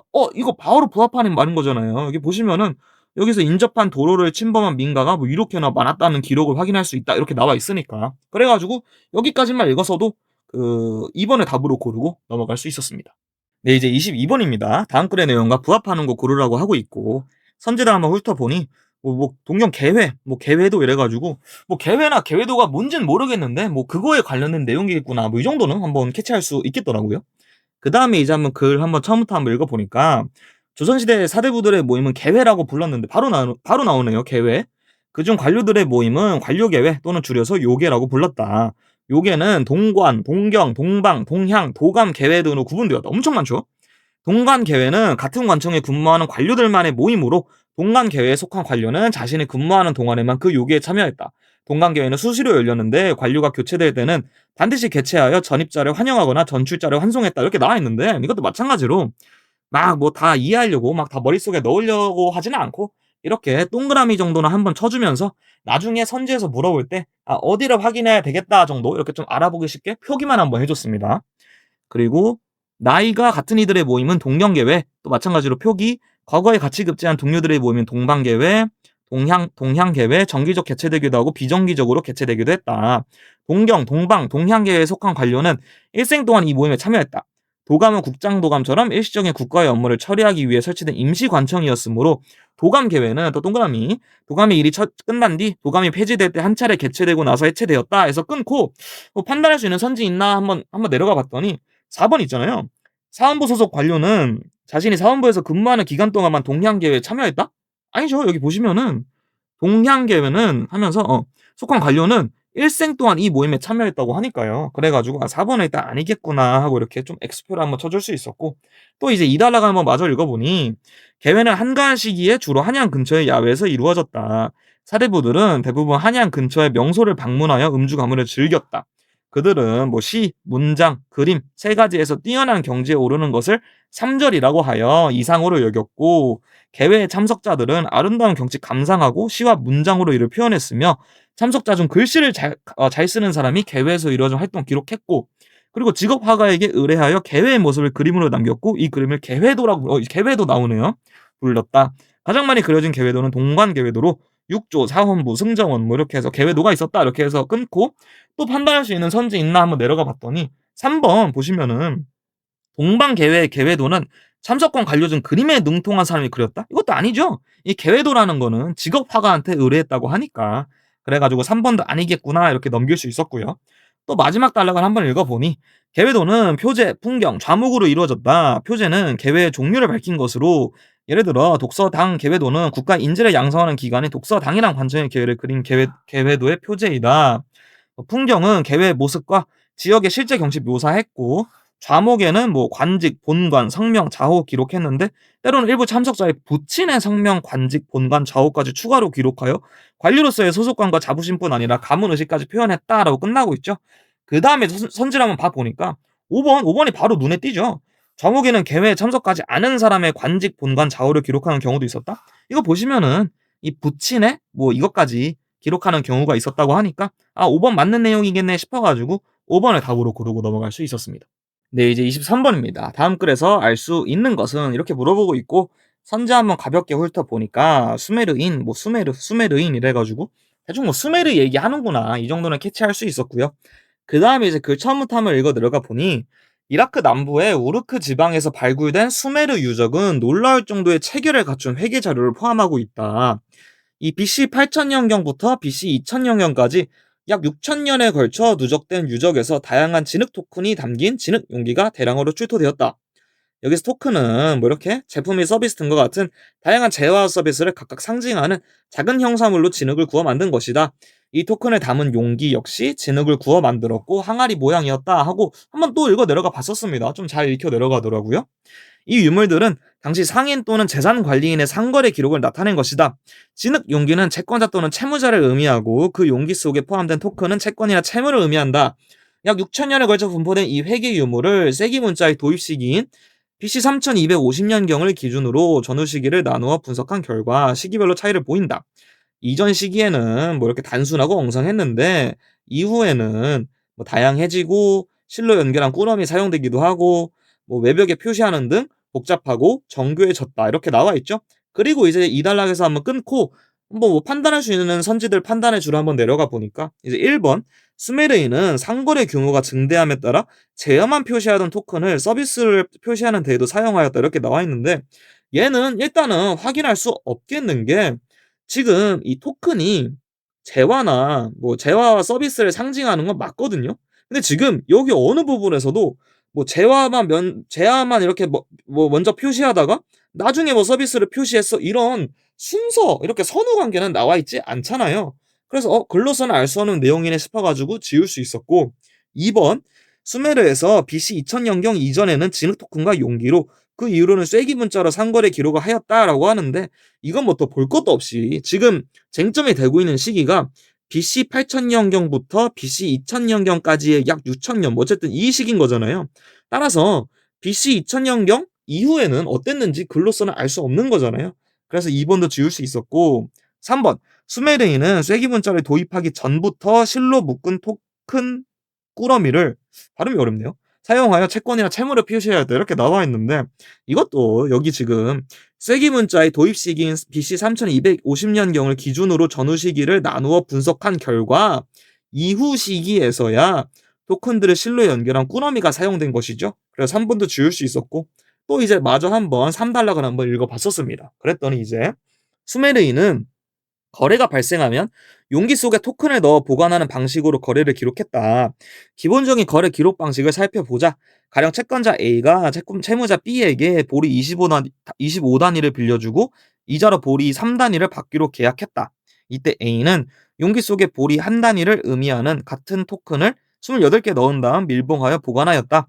상환 시점이 되면 A는 B가 보는 앞에서 밀봉한 용기를 깨트려 약속한 원금과 이자를 받았다 해서 끊고 혹시나 4번 판단 가능할까 4번 한번 읽어보니까 A와 B 사이의 거래 내역을 담고 있는 용기를 깨트려 보면 원금과 이자의 총합을 확인할 수 있었다는데 이거 바로 맞는 내용인 거잖아요. 보시면은 이 여기 밀봉한 용기를 깨트려 가지고 약속한 원금과 이자를 받았다고 나와 있기도 하고 그 이 토큰 28개 자체가 이 원금과 이자를 합한 거잖아요. 그래 가지고 4번이 답이네 하고 4번을 고르고 넘어갈 수 있었습니다. 네, 이제 24번입니다. 다음 글에서 알 수 있는 것은 이렇게 나와 있고 선지 잠깐 봐 보니까 뭐 뉴기니 이래 가지고 뉴기니에 대한 글이겠구나 정도만 가볍게 한번 생각해 주고 그 처음부터 한번 읽어 내려가 봤었습니다. 그랬더니 뉴기니는 식물을 독자적으로 작물화하여 식량 생산을 시작한 중심지 중 하나이다. 뉴기니는 부족 사회를 조직했고 농경 및 어업에 필요한 여러 기술을 사용할 수 있었다. 하지만 19세기 말까지 뉴기니는 농경을 시작한 다른 지역들에 비해 인구가 가장 적었다.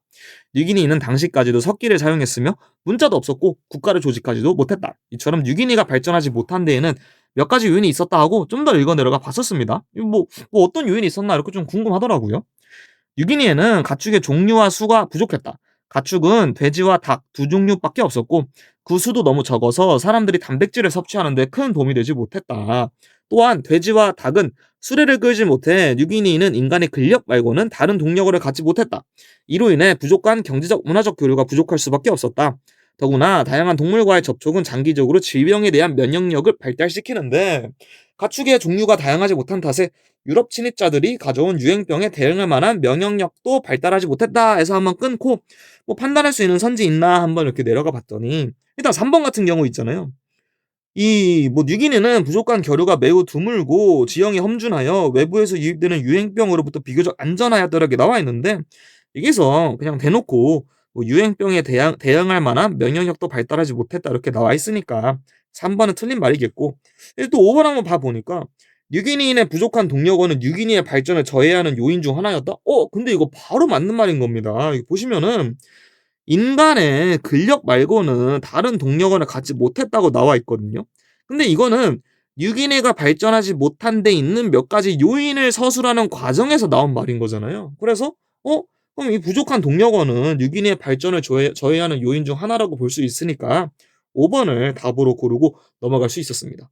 네, 이제 25번입니다. 다음 글의 내용과 부합하는 것은 이렇게 나와 있고, 선지 한번 봐 보니까 물 이런 얘기하고 있고, 그리고 1992년 더블린 국제회의 이런 약간 숫자 같은 거 눈에 확 들어오죠. 그리고 물 공급 민영화 정책 이런 게 있구나. 이 정도만 한번 확인해 보고 글 처음부터 한번 들어가 봤었습니다. 물은 모든 인간이 이용해야 할 보편적 재화이다. 19세기 서구 국가들은 물 공급을 공공 서비스로 여기고 국가 재정을 통해 인프라 구축했다. 그러나 오랫동안 제국의 식민지였던 아프리카, 아시아, 라틴 아메리카의 국가들은 독립 이후에도 심각한 물 부족 문제에 시달렸다. 이에 물 공급을 민영화하잖아. 이렇게 민영화 이거 선지에서 봤던 단어고요.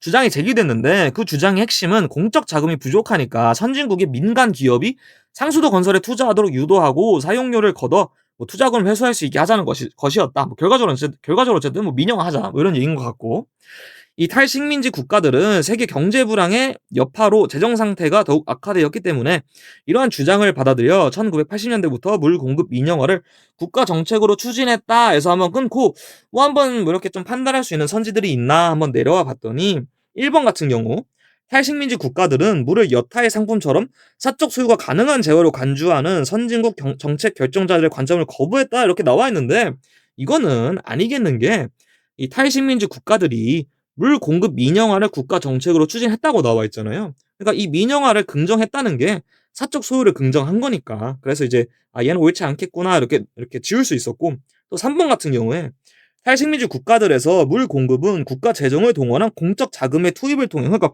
공적 자금의 투입을 통해 안정화되었냐 이렇게 묻고 있는데, 이것도 지금 여기서 대놓고 공적 자금이 부족하다 나와 있고, 공적 자금이 부족하니까 이 민간 쪽에, 그러니까 이 민영화를 하고 어쨌든 민간 쪽에 의존을 한 거잖아요. 그래가지고 3번도 지울 수 있었습니다. 또 마저 이 단락을 읽어보니 한편 영국 등 일부 선진국들에서도 재정 긴축을 명분으로 이러한 민영화가 시작되었다. 정책 결정자들은 물을 다른 상품들처럼 사적 소유가 가능한 재화로 간주했으며 시장을 통해 물의 효율적 공급과 한림적 소비가 더욱 잘 이루어질 것이라고 믿었다. 반면 부작용을 우려하여 민영화에 반대하는 사람들은 물이 근본적으로 다른 재화임을 강조했다. 물은 필수적인 자원으로서 물의 공급을 독점해서는 안 된다는 것이다.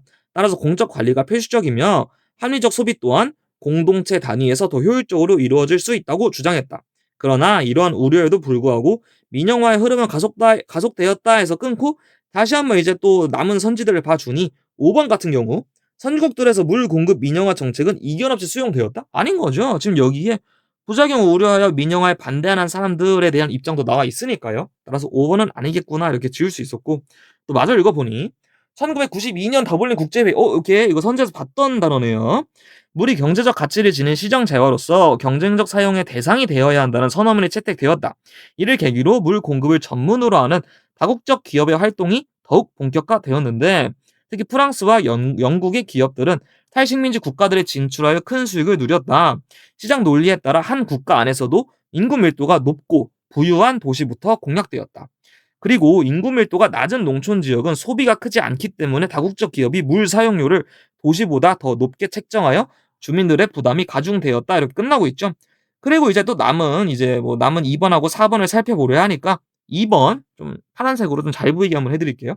물 공급을 전무도나하는 다국적 기업의 진출로 인해 한 국가 내에서 물 사용료의 지역 간 차이가 발생했다? 근데 이거 바로 맞는 말인 겁니다. 밑에 보시면은 어쨌든 이 다국적 기업의 활동이 본격화되면서 이 민구 밀도가 낮은 농촌 지역은 다국적 기업이 물 사용료를 도시보다 더 높게 책정했다고 하잖아요.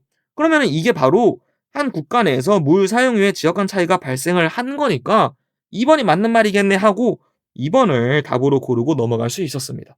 네, 이제 26번입니다. 다음 글에 빈칸에 들어갈 말로 가장 적절한 것은 이렇게 나와 있고, 이제 그러니까 빈칸 위치 한번 확인해주고 글 처음부터 한번 읽어 내려가 봤었습니다. 이게 좀 길긴 해도 그래도 글 전반적으로 어떤 말을 하고 있는지는 대략적으로 좀 파악이 돼야 빈칸에 뭐가 들어가야 적합할지 예상이 가능한 거잖아요. 그래서 한번 빠르게 한번 읽어보니까 1단락에서는 뭐 어쨌든 이 학제에 대해서 얘기하고 있는데 이게 뭐 뚜렷한 경계가 있는 거다. 이렇게 좀 요약할 수 있을 것 같고 이단락 같은 경우에 근데 우리가 현대 사회에서 인류가 이제 직면하고 있는 문제들이 학제의 경계선에 맞춰 발생하지는 않기 때문에 학제적 연구에는 한계가 있어. 이렇게 얘기하면서 그래서 우리는 초학제적인 접근법을 채택해야 돼. 이렇게 뭐 요약할 수 있을 것 같아요. 그리고 3단락은 뭐 요걸로 이렇듯 초학제적 연구가 학제를 초월하면서 개발 학제들로는 환원될 수 없다. 이 정도로 좀 요약할 수 있을 것 같고 그리고 이제 마지막 단락 이건 같이 한번 읽어보시죠. 그런데 초학제적 연구의 필요성이 강조될수록 연구자들은 두려움을 느낀다. 학제가 무용화될 것이라고 여기는 것이다. 오케이. 그러나 초학제적 연구에서 강조되는 중요한 자산은 자신의 학제에 정통할 수 있는 연구자의 역량이다. 학제를 초월한다는 것은 연구자가 자신의 뿌리를 잘라내는 게 아니고 지평을 넓히는 것을 의미한다. 그래야만 자신의 학제와 다른 학제들로부터 자원과 전문성을 끌어모으고 혁신적으로 통합하여 현실 세계의 문제에 총체적으로 대응할 수 있기 때문이다. 따라서 빈칸이라고 결론 지을 수 있다. 이렇게 나와 있으니까 저는 이제 이걸 읽어봤었을 때 결과적으로 하고 싶은 말이 아니 뭐 이렇게 초학제적 연구가 활성화된다고 개발 학제들이 막 무시받을 거라고 너무 걱정하지 마. 이렇게 좀 요약이 되더라고요. 그렇게 좀 정리가 되던데. 왜냐하면은 여기서 아니 초학제적 연구가 이렇게 나온다고 해도 학제에 정통할 수 있는 연구자의 역량은 계속해서 중시가 되는 거고 초학제적 연구가 이렇게 발생한다고 해도 이 연구자가 자신의 뿌리를 잘라내는 게 요구되는 것도 아니고 또 계속 자신의 학자에서의 전문성도 요구가 되는 거니까요. 그래서 다시 한번 말씀을 드리자면은 빈칸에도 약간 이런 뉘앙스? 그러니까 초학제적 연구가 활성화된다고 많아진다고 개발 학제들이 무시받을 거라고 너무 걱정하지는 마. 뭐 이런 식으로 이런 말이 들어가면은 좋지 않을까? 이런 느낌은 챙겨갈 수 있었습니다.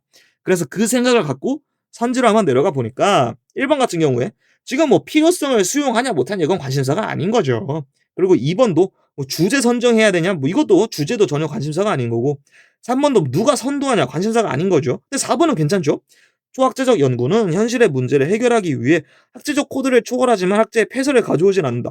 딱 이 학제의 폐설을 가져오지 않는다는 게 뭐 개별 학제들이 뭐 무시받을 거라고 걱정하지는 마. 이거랑 좀 매칭이 좀 되잖아요. 그래가지고 좀 사문이 정답인 후보겠다라는 생각으로 5번도 마저 한번 읽어보니 지금 뭐 어떻게 개선해야 되냐 말해야 되냐 이것도 지금 관심사가 아닌 거잖아요. 그래가지고 4번을 답으로 고르고 넘어갈 수 있었습니다. 네, 이제 27번입니다. 이건 이제 뭐 가와 나에 들어갈 말을 적절하게 나열해 봐라 이러고 있으니까 가하고 나 위치 한번 확인해주고 그 처음부터 한번 읽어 내려가 봤었습니다. 근데 일단 저 같은 경우에는 이렇게 1단락을 쭈루루 한번 읽어봤는데도 가에 뭐가 들어가야 될지 딱 예측되는 바는 없더라고요. 그래가지고 선지로 한번 내려가 보니까 이 1번과 2번, 즉 우수한 영어가 대중적 성공을 거둘 확률은 우수한 그림이나 시의 경우보다 훨씬 높다. 이게 적절하겠다고 결론 지을 수 있던 이유가 지금 가 앞에 보시면은 예술작품의 대중적인 성공은 그 작품을 이해하고 수용할 수 있을 때 발생한다고 하잖아요. 근데 이제 빈칸 뒤의 내용으로 계속 이어가 보시면은 오늘날에는 영화가 그림이나 시보다 더 이해하기 쉽대요. 그러면은 둘이 이렇게 조인시켜 보면은 1번과 2번의 이 말과 같이 영화가 대중적으로 성공을 거둘 확률이 그림이나 시보다는 더 높을 거잖아요. 따라서 그 결론을 그 내용을 적절히 조인시켜서 알맞은 결론을 내고 있는 거는 1번과 2번이라 판단해서 어쨌든 1번과 2번으로 좁힐 수 있었고 3, 4번 같은 경우에는 전달 형식은 논하고 있지 않으니까 이렇게 좀 제낄 수 있었고요. 5번 같은 경우에도 미적 수준은 지금 논하고 있지 않잖아요. 그리고 오히려 예술 작품의 대중적 성공은 단순히 그 작품의 미적 수준이 높은가 낮은 거는 판단할 수 없다 이러고 있으니까 더더욱 뭔가 말이 될 수는 없겠더라고요. 그래가지고 5번도 지을 수 있었습니다. 그 다음에 이제 이달락을 한번 읽어 내려가 보니 이달락 같은 경우에는 영화가 다른 장르에 비해 대중적으로 큰 성공을 거두고 있다고 해서 이게 지속될 거라고 보장할 수는 없어 라고 하고 있는 거잖아요. 그 이유가 이제 영화는 일종의 젊은 예술이기 때문이다. 그러면서 어쩌면 한 세대만 지나도 영화의 표현 수단을 다 이해할 수 없을지도 모르며 이 분야에서도 조만간 전문가와 문외한을 가르는 분열이 생길 것이다 라고 하고 있는 거잖아요. 그래서 또 3단락을 한번 읽어 내려가 보니 왜냐하면 어떤 예술 장르가 오래되면 과거로부터 이어져온 발전 단계들을 알고 있어야 그 현재를 이해할 수 있기 때문이다 정도까지만 한번 읽어본 다음에 선지로 한번 내려가 봤더니 이 오직 젊은 예술만이 대중적일 수 있다가 적합하겠다고 이 생각을 한번 해볼 수 있었는데 그 이유가 지금 이 단락에서는 영화가 대중적인 성공을 거둘 수 있는 이유가 영화는 젊은 예술이기 때문이다 이렇게 밝히고 있는 거잖아요. 근데 이때 나의 오직 젊은 예술만이 대중적일 수 있다가 들어간다면은 그 뒤의 내용이 이 오직 젊은 예술만이 대중적일 수 있다와 이어집니다. 뒤에서는 왜냐하면은 왜 오래된 예술은 대중적일 수 없는지, 즉 오래된 예술은 그 내용을 이해하기 위해서 이미 알고 있어야 하는 내용들이 너무나 많기 때문에 대중적이지 못하다. 많은 사람들이 그 내용을 이해할 수는 없다. 이렇게 밝히고 있는 거잖아요. 따라서 그 내용이 이어진다는 면에서 나에는 오직 젊은 예술만이 대중적일 수 있다가 들어가는 게 맞다고 판단을 했었고, 지금 2번 같은 경우, 즉 오직 대중적인 예술만의 내용과 형식이 참신하다. 이 경우에는 지금 애초에 내용과 형식이 참신한지 여부는 아예 논하고 있는 주제가 아닌 거잖아요. 그래가지고 2번은 지우면서 좀 검토차 2번도 한번 지워보면서 1번을 답으로 고르고 넘어갈 수 있었습니다. 네, 이제 28번입니다. 이건 이제 가나다에 들어갈 말을 적절하게 나열해 봐라 이러고 있으니까 가나다 위치 한번 확인해주고 선지 잠깐 훑어보면서 평균 비용과 한계 비용이 쟁점이 되겠구나라는 점을 한번 파악해보고 그 다음에 이제 글 처음부터 한번 읽어 내려가 봤었습니다. 그랬더니 이렇게 쭉쭉쭉 한번 읽어 내려가 보니까 1달러 같은 경우에는 평균 비용과 한계 비용에 대해서 얘기를 하고 있었고, 이제 또 계속 읽어 내려가 보니 2달러 같은 경우에는 부당 연매 행위라는 것을 규제한다 이렇게 나와 있는 거죠.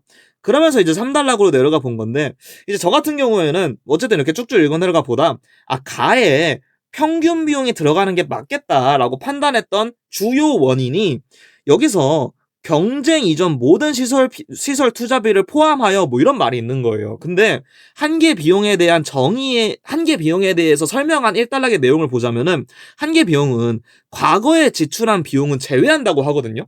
그럼 과거를 고려했다면 평균 비용일 거 아니에요. 그래가지고 지금 경쟁 이전 모든 시설 투자비를 포함하여라는 말은 과거를 고려하고 있다는 말과 똑같은 말이길래 가에는 평균 비용 따라서 4, 5번은 지울 수 있었습니다.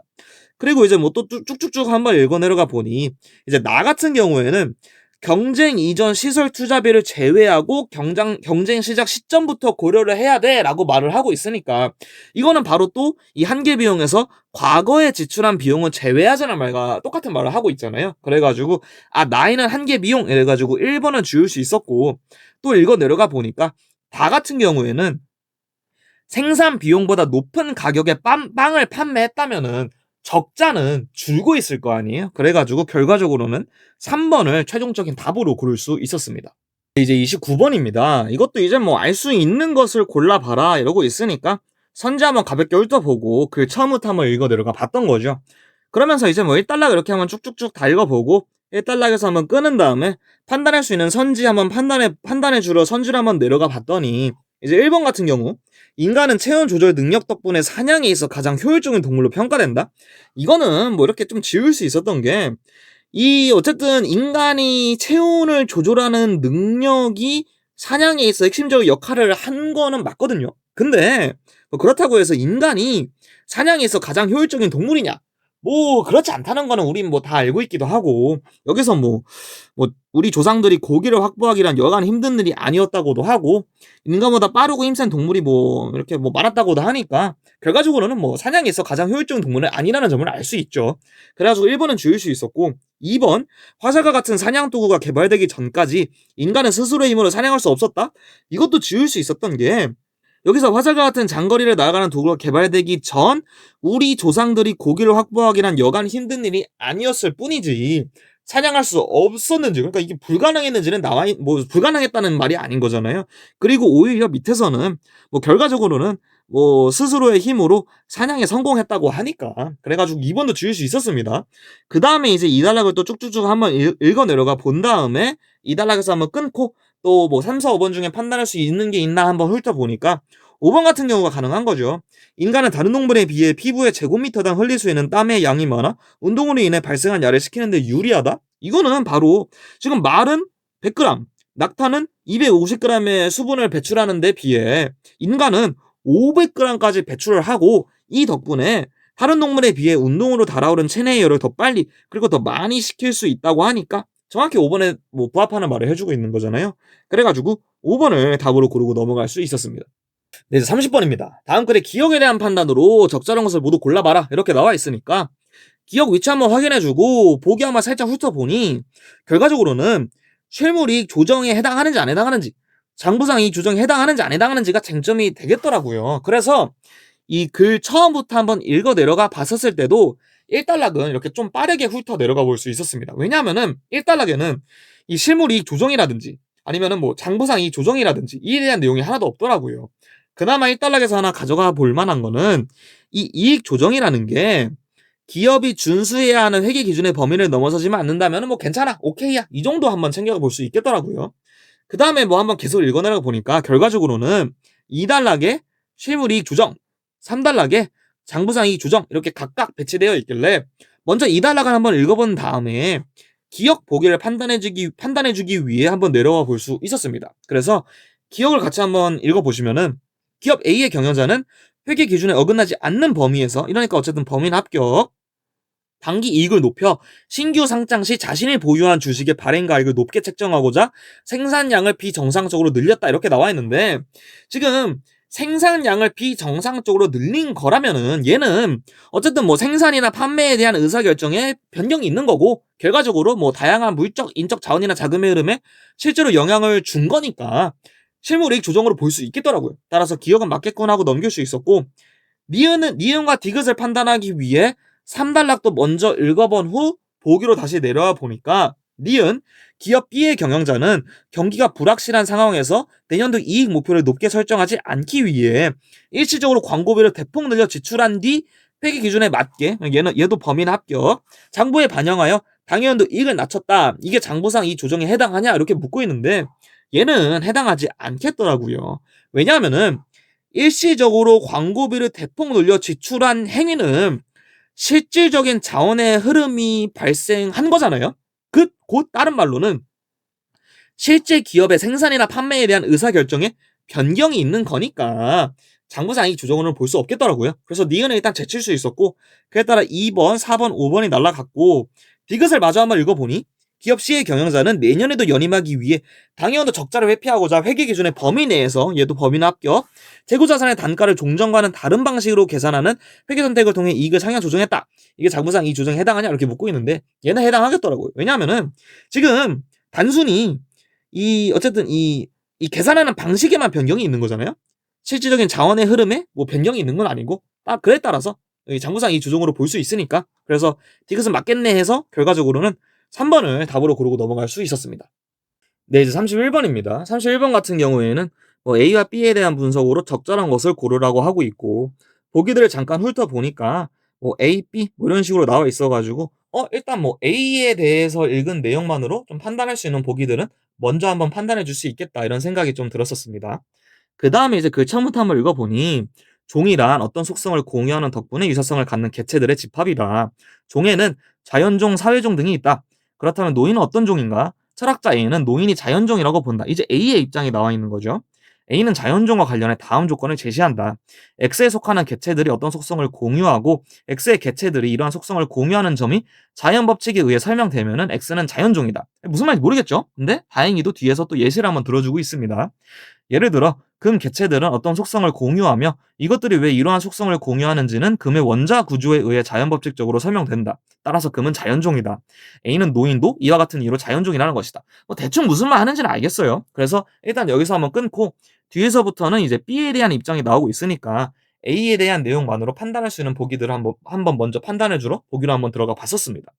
그랬더니 이제 기업 같은 경우에 땡땡 백신에 속하는 개체들이 어떤 속성을 공유하고 그것들이 그러한 속성을 공유하는 것에 대한 자연 법칙적 설명이 존재하면 A는 땡땡 백신을 자연종이라고 본다라고 하는데, 이건 뭐 너무나 좀 적절한 말인 게 이게 딱 그 A의 입장에 부합하는 말인 거잖아요. 여기 보시면은 뭐 X에 속하는 개체들이 어떤 속성을 공유하면서 이러한 속성을 공유하는 게 자연 법칙에 의해 설명되면은 X는 자연종이다 이렇게 나와 있으니까 그거에 너무나 부합하는 말이어가지고 기억은 맞겠구나 하고 넘어갈 수 있었고, 또 A가 포함된 게 디귿이잖아요. 근데 저 같은 경우에는 지금 A만 읽은 상태에서는 디귿 판단하는 게 좀 애매하더라고요. 잘 모르겠더라고요. 그래가지고 일단 그냥 넘기고 마저 또 2단락부터 한번 읽어 내려가 봤었습니다. 그랬더니 이제 철학자 B는 이러한 A의 생각에 반대한다.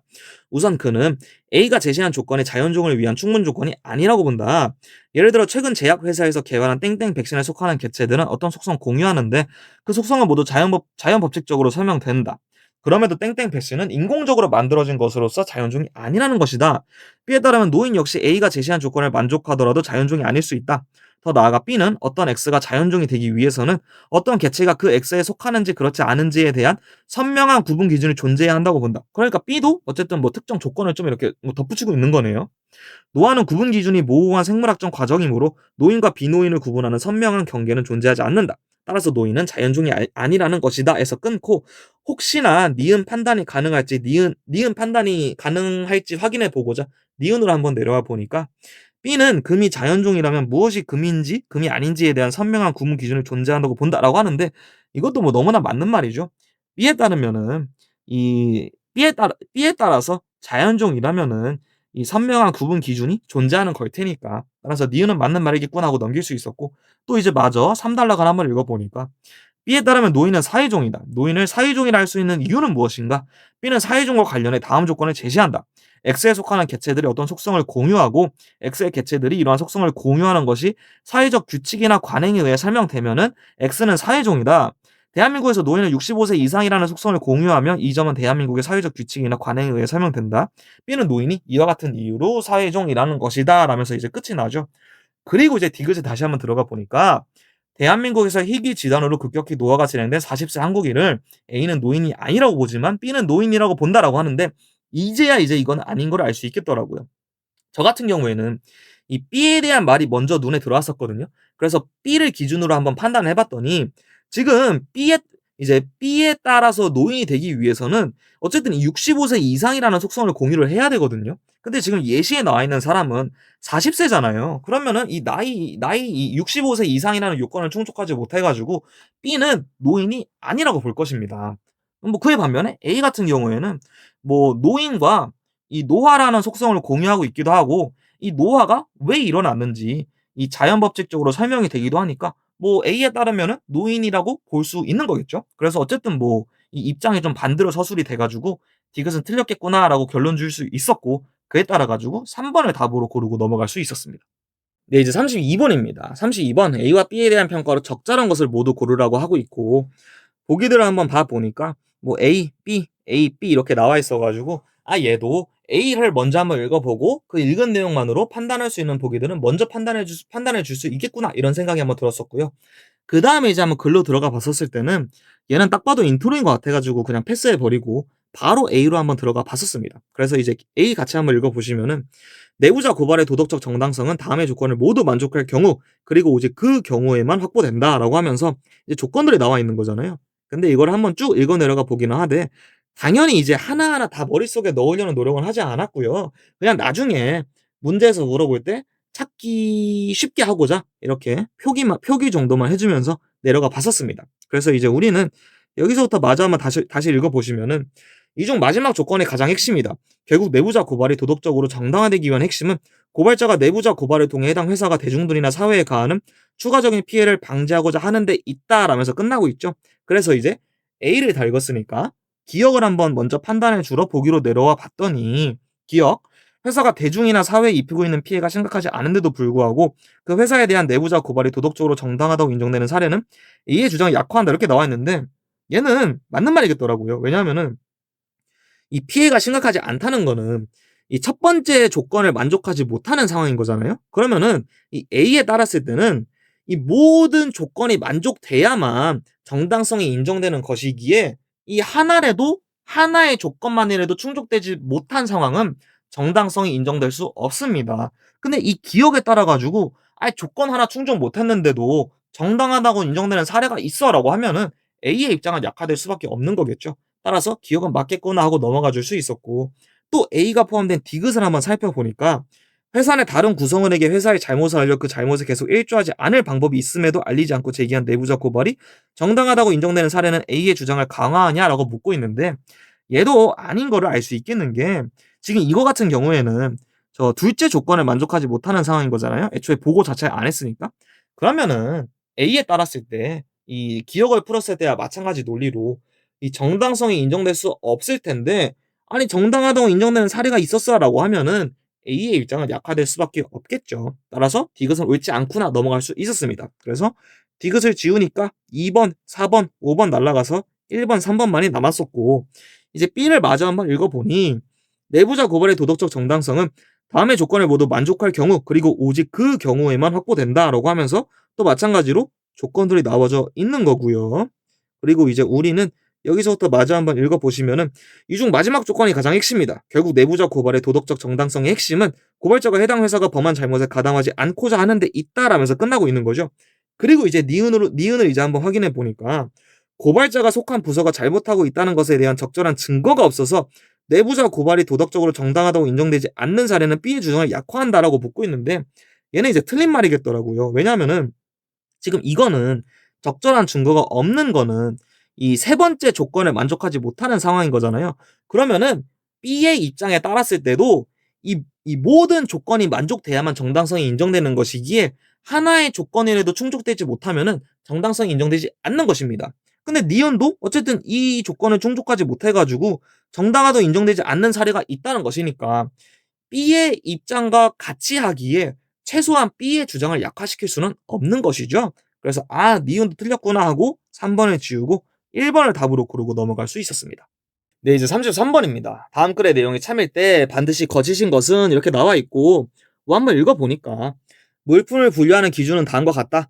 모든 물품은 노란색, 구체 5kg라는 세 가지 조건 가운데 적어도 한 가지를 만족하는데, 근데 여기까지 말고도 일단은 노란색, 구체, 5kg 이렇게 하면 조건을 한번 써놓을 수 있었습니다. 그 다음에 계속 한번 읽어보니까 그 세 조건 중 둘만 만족하는 것들을 양품으로 분류하고 나머지는 불량품으로 분류한다. 그러니까 이 세 가지 조건 중에서 두 개만 만족할 때만 양품이라고 하고, 또 세 가지 조건 가운데 적어도 한 가지는 만족한다는 건데, 이거는 막 엄청 복잡한 부가 조건은 아닌 거잖아요. 그래가지고 따로 어디 써놓지는 않고 그냥 머릿속에 담아놓고 계속 한번 읽어 내려가 봤었습니다.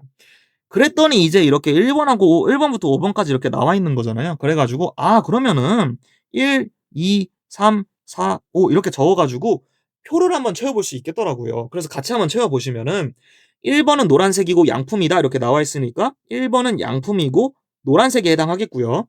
2번은 1번과 공통으로 만족하는 조건이 없으며 불량품이다 라고 하니까 2번은 불량품이면서 노란색에 해당하지 않겠고요. 3번은 2번과 공통으로 만족하는 조건이 있으며 양품이다라고 하니까 3번은 일단 양품이다라는 점을 챙겨갈 수 있을 것 같고, 4번은 3번과 공통으로 만족하는 조건이 없으며 구체이다라고 하니까 일단은 4번이 구체인과 동시에 3번과 4번이 공통으로 만족하는 조건이 없으니까 3번은 구체에는 해당하지 않겠죠. 근데 이때 3번은 양품입니다. 따라서 노란색과 5kg에는 해당을 하게 되는 거겠죠. 근데 이때 또 2번과 3번이 공통으로 만족하는 조건이 있대요. 그러면 이 공통으로 만족하는 조건이랑 5kg에 해당할 수밖에 없는 거겠죠. 근데 이렇게 되면은 2번은 불량품이기에 구체에는 해당하지 않게 될 것입니다. 그리고 2번은 1번과 공통으로 만족하는 조건이 없다고 하니까 1번은 구체에는 해당하겠고 5kg에는 해당하지 않겠죠. 그리고 이제 다시 한번 4번으로 넘어와 보니까 4번과 3번이 공통으로 만족하는 조건이 없다고 하니 4번은 노란색에는 해당하지 않겠고 5kg에도 해당하지 않을 것입니다. 그리고 이렇게 되면은 4번은 불량품이 되게 되겠죠. 그리고 이제 이 조건 한번 또 읽어보니까 5번은 4번과 공통으로 만족하는 조건이 있으며 5kg가 아니다 이렇게 나와 있는 거죠. 그러면은 5번이 5kg가 아님을 적어준과 동시에 또 마지막 조건을 확인해 보니까 5개의 물품 중 양품이 불량품보다 더 많대요. 그러면은 5번 물품이 5번 뭐죠 이게? 물품이죠. 5번 물품이 양품이라는 거잖아요. 이렇게 되면은 5번은 노란색과 구체에 해당하게 되는 것이겠죠. 그리고 이렇게 표가 완성이 된다면은 4번과 5번이 공통으로 만족하는 조건이 있다는 조건에도 부합을 합니다. 왜냐하면은 4번과 5번은 공통적으로 구체에 해당하게 되는 거니까요. 그래서 이제 표가 완성이 됐으니까 이를 기반으로 여기에 어긋나는 선지만 골라주면 되는 거잖아요. 그랬더니 이 3번 있잖아요. 1에서 5번 중 구체인 물품은 모두 5kg다? 아니죠. 오히려 구체인 물품은 모두 5kg가 아닌 겁니다. 그래가지고 3번을 답으로 고르고 넘어갈 수 있었습니다. 네, 이제 34번입니다.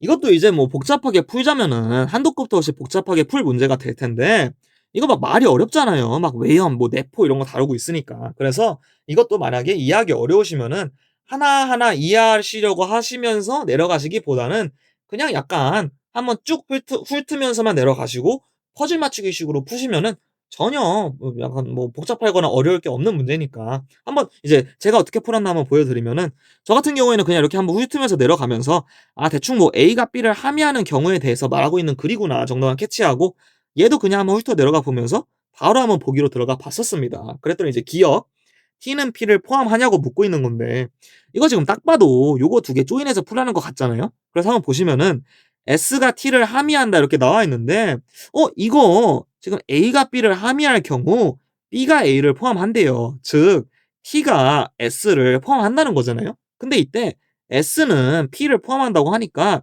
T는 P를 포함하겠죠. 따라서 기억은 맞겠거나 하고 넘어갈 수 있었고 니은 T는 Q를 함의하지 않는다인데 지금 T하고 Q가 섞여 있는 거는 이 마지막 조건인 거잖아요. 그래서 따라서 이 마지막 조건을 쓰라는 것 같은데 T의 외연에 속하는 원소 중에는 Q의 외연에 속하지 않는 것이 있다 이렇게 나와 있고 그러면은 이 외연에 대한 부분이 어디였지라고 생각하면서 그제야 한번 글을 다시 올라가서 한번 찾아보니까 지금 A가 B를 함의할 경우 A의 외연에 속하는 모든 원소는 B의 외연에도 속하게 되며 이렇게 나와 있는 거잖아요. 즉 이렇게 된다면은 이 속하지 않는 게 있다는 것 자체가 T가 Q를 함의하지는 않는다는 거잖아요. 따라서 니은은 맞구나 하고 또 넘어갈 수 있었고요. 이제 디귿 S가 Q를 함의하면 Q와 R은 동의어가 아니다 이렇게 나와 있는데 이 동의어라는 거는 그 두 단어가 서로를 함의한다 뭐 이런 뜻이래요. 즉 이제 좀 보기 쉽게 집합관계로 보자면은 지금 Q랑 R이 뭐 똑같은 집합이냐? 이걸 묻고 있는 거잖아요. 근데 이때 S가 Q를 함의하는 상황에서 즉 S가 여기 있고 Q가 이렇게 있는 상황에서 S가 R도 함의해야 Q랑 R이 같아질 수 있는 여지가 생기게 됩니다. 근데 지금 이 안 쓴 세 번째 조건을 보시면은 아래 내포에 속하는 원소 중에는 S의 내포에 속하지 않는 것이 있대요. 그러면 이때 또다시 이 내포에 해당하는 부분이 어디였나 한번 찾아보니까 A가 B를 함의하는 경우 B의 내포에 속하는 모든 원소는 A의 내포에도 속한다는 것이다 이렇게 나와 있는데 죄송합니다. 이 속하지 않는 게 있다는 것 자체가 S가 R을 함의하지는 않는다는 거잖아요. 즉 이 부분식과 관계가 성립하지 않는다는 거니까 이렇게 되면은 Q와 R이 동일한 집합이 될 수 있는 여지조차 없게 되는 것이죠. 따라서 디귿도 맞네 해가지고 5번을 답으로 고르고 넘어갈 수 있던 겁니다. 그래서 막 엄청 복잡하게 생각하실 거 없고 약간 퍼즐 맞추기 식으로 푸시면은 너무나 약간 좀 쉽게 풀릴 수 있는 문제고 또 제가 이 문제 같은 경우가 정말 대표적으로 제 팁 영상에서 말씀드렸듯이 막 좀 복잡한 제시문일수록 문제는 쉽게 나온다에 표본이지 않나 한번 생각을 한번 해봅니다. 네, 이제 35번입니다. 35번 같은 경우에는 각과 을에 대한 평가로 적절한 것을 모두 고르라고 나와 있고 보기 한번 잠깐 훑어보니까 뭐 갑, 을 뭐 이런 식으로 나눠져 있어가지고 일단 갑을 먼저 읽은 다음에 판단할 수 있는 보기들 먼저 판단해 줄 수 있겠네라는 생각이 들었었고요. 그 다음에 이제 글로 들어갈 때는 뭐 유성생식이 존재하는 이유에 대해서 뭐 얘기를 나누고 있구나 정도 캐치하고 바로 갑으로 한번 들어가 봤었습니다. 그래서 갑을 같이 한번 읽어보시면은 유성생식은 배우자끼리의 유전자 교환을 통해 그 자손들이 무성생식보다 더 많은 유전적 다양성을 확보하게 하여 자손에게 무성생식보다 더 다양한 형질을 가질 수 있게 한다. 자손들이 예상하지 못한 환경 변화에 마주했을 때 자손의 형질이 다양할수록 그중 일부라도 살아남을 가능성이 커진다. 이렇게 되면 자손 집단이 전멸할 가능성이 줄어들어 그 집단의 생존에 유리해진다. 이렇게 나와 있고 이제 기억을 한번 확인해 보러 내려가 보니까 유성 및 우성 생식이 모두 가능한 생물종 A에 대해 변화가 미미한 환경에서 생존해온 집단보다 변화가 큰 환경에서 생존해온 집단에서 유성 생식이 하는 비율이 높다면은 이제 뭐 갑의 견해에 부합하는 좀 강화시키는 사례로 볼 수 있겠죠. 왜냐하면은 각 같은 경우에 이 유성 생식이 예상하지 못한 환경 변화에 마주하는데 이점이 있다고 하니까 변화가 큰 환경에서 유성 생식을 하는 비율이 높다면은 이 견해를 뒷받침하는 사례로 볼 수 있으니 갑의 견해는 강화가 될 텐데 오히려 여기서 보시면은 갑의 견해가 약화된다 써 있길래 기억은 틀렸구나 이렇게 지울 수 있었고 1번, 3번, 5번 날라가고 이것은 무조건 맞는 얘기니까 이제 니은만 판단해 보면 되겠네요. 그리고 이제 을을 한번 읽어보니 유전적으로 동일한 생물들은 살아가는 방식과 필요한 자원이 동일해 자원에 대한 극심한 경쟁을 하게 된다. 반대로 유전적으로 달라도 형질이 달라지면 살아가는 방식과 필요한 자원도 달라진다. 어떤 생물의 자손들이 모두 같은 형질을 갖고 있다면 자손들끼리 같은 자원을 두고 생존 경쟁이 치열해질 수밖에 없고, 이러한 자손들은 공멸할 가능성이 크다. 그런데 자손들이 유전적으로 어느 정도 달라지면 형질이 달라서 이러한 경쟁이 완화된다. 무성생식으로도 돌연변이를 통해 자손들의 유전자가 달라질 수 있으나 그 정도가 아주 작아 유성생식만큼은 경쟁을 완화하지 못한다라고 하고 있고, 니은을 한번 읽어보니 유성 및 우성생식이 모두 가능한 생물종 B에 대해 유성생식만 하는 집단보다 무성생식만 하는 집단에서 생존 경쟁이 더 치열하다면, 이건 역시 이제 또 뭐 을의 견해에 부합하는 사례로 볼 수 있겠죠. 왜냐하면은 을 같은 경우에 이 무성생식에서는 유성생식만큼 그러니까 유성생식만큼 경쟁 완화하지 못한다는 의미가 어쨌든 무성생식에서는 경쟁이 치열하다는 거잖아요. 근데 여기서 또 이 무성생식만 하는 집단에서 생존 경쟁이 더 치열하다고 하니까 을의 견해에 부합하는 사례로 볼 수 있을 텐데, 니은은 오히려 을의 견해가 약화된다라고 서술하고 있으니까 니은도 틀렸네 하고 2번을 답으로 고르고 넘어갈 수 있었습니다. 네, 이제 36번입니다. 실험 결과에 대한 분석으로 적절한 거 고르라고 하고 있으니 저 같은 경우에는 그냥 바로 실험 결과부터 읽었었습니다. 그래서 같이 한번 읽어보시면은 알파와 베타의 D밴드의 피크의 피크는 높이가 서로 같았으나 G밴드의 피크는 알파가 베타보다 높았다. 이거 뭐 그냥 줄글만 읽어서는 뭐 전혀 와닿는 게 없더라고요. 그래가지고 바로 표를 한번 그려봤습니다. 그래서 알파와 베타 D, G 하고 이 D밴드는 높이가 서로 같았는데 G밴드는 알파가 더 높았다, 이렇게 할 수 있었고, 또한 베타는 D밴드의 피크보다 G밴드의 피크가 더 높았다. 그러니까 이 내부에서 G밴드가 더 높은 거였구나, 이렇게 한번 써볼 수 있었고요. 그 다음에 감마의 경우 또 감마라는 게 있는 거네요.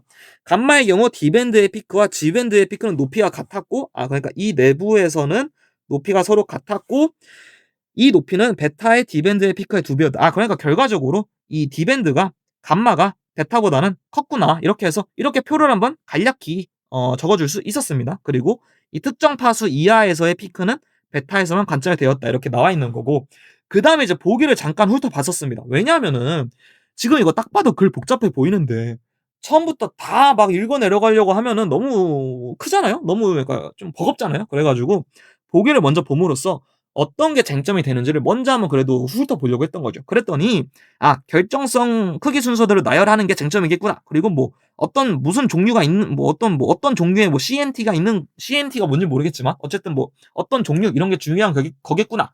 이렇게 한번 대강이라도 캐치를 하고 그 다음에 이제 한번 글로 들어가 볼 수 있었던 겁니다. 그랬더니 이제 보기를 먼저 봄으로써 어떤 게 쟁점이 될지 알고 있으니 그 외의 내용 그냥 빠르게 읽어 내려갈 수 있겠죠. 그래서 뭐 원통형, 뭐 신소 이거 뭐 전혀 우리 아닌 거 알 수 있고, 근데 여기 뭐 세 종류뿐이다 해서 이 종류 나와 있으니까 이 정도라면 캐치해 볼 수 있을 것 같고, 뭐 원통형 맞는 구조든 뭐 구조 이런 거 우리 쟁점 아니라는 거 다 알고 있으니까 빠르게 읽어 내려갈 수 있겠죠. 그리고 뭐 이거 모르겠고 결정사만 나오네요. 결정성이 클수록 물성이 우수하다, 이렇게 나와 있는데 이건 뭐 당연히 뭐 그러겠죠. 그리고 계속 읽어보면은 라만 분석법 이것도 막 딥하게 들어갈 필요 없습니다. 쟁점 아닌 거 알고 있으니까. 라만 스펙트럼 이것도 잘 모르겠고 뭔 말인지 모르겠고 뭐 중요하지도 않고, G밴드 피크 뭐 대충 나오는데 여기서 이게 중요하겠죠. 결정성을 다루면서 G밴드의 피크 높이를 D밴드의 피크 높이로 나눈 값이 클수록 이 결정성이 크다. 그러니까 결과적으로 이 D분의 G의 값이 클수록 결정성이 큰 거구나 라는 점을 인지를 하고 바로 기억을 한번 판단해 주러 내려와 봤었습니다. 그래서 결정성 큰 것부터 한번 나열해 볼까 했더니 일단은 이 감마는 둘이 동일하니까 이 D분의 G의 값이 1이잖아요.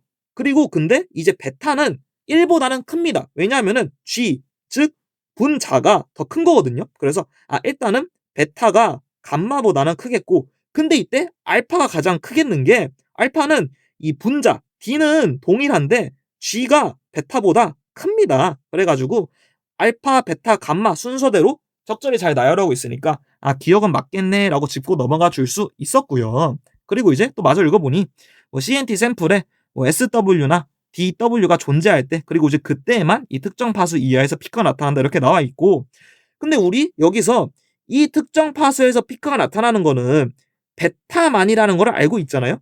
근데 이때 니은을 들어가 보시면은 이 베타가 2종 이상의 CNT로 이루어져 있다고 장담할 수는 없습니다. 왜냐하면은 이 피크가 나타난다 해가지고 이 SW나 DW가 있다는 거지 이 중에 하나만 있을 수도 있는 거거든요. 그래 가지고 2종 이상인 걸 단정할 수 없기 때문에 '아 니은은 틀렸네.'라고 지울 수 있었고, 그다음에 이제 디귿을 한번 확인해 보시면은 감마는 MW 즉 다중벽으로만 이루어져 있다 이렇게 되어 있는데, 얘는 맞는 얘기죠. 왜냐하면은 이 특정 파수에서의 피크는 베타에서만 관찰되고 감마에서는 관찰되고 있는 게 아니거든요. 따라서 디귿은 맞는 얘기네 싶어 가지고 기억 디귿만 맞으니까 4번을 답으로 고르고 넘어갈 수 있었습니다.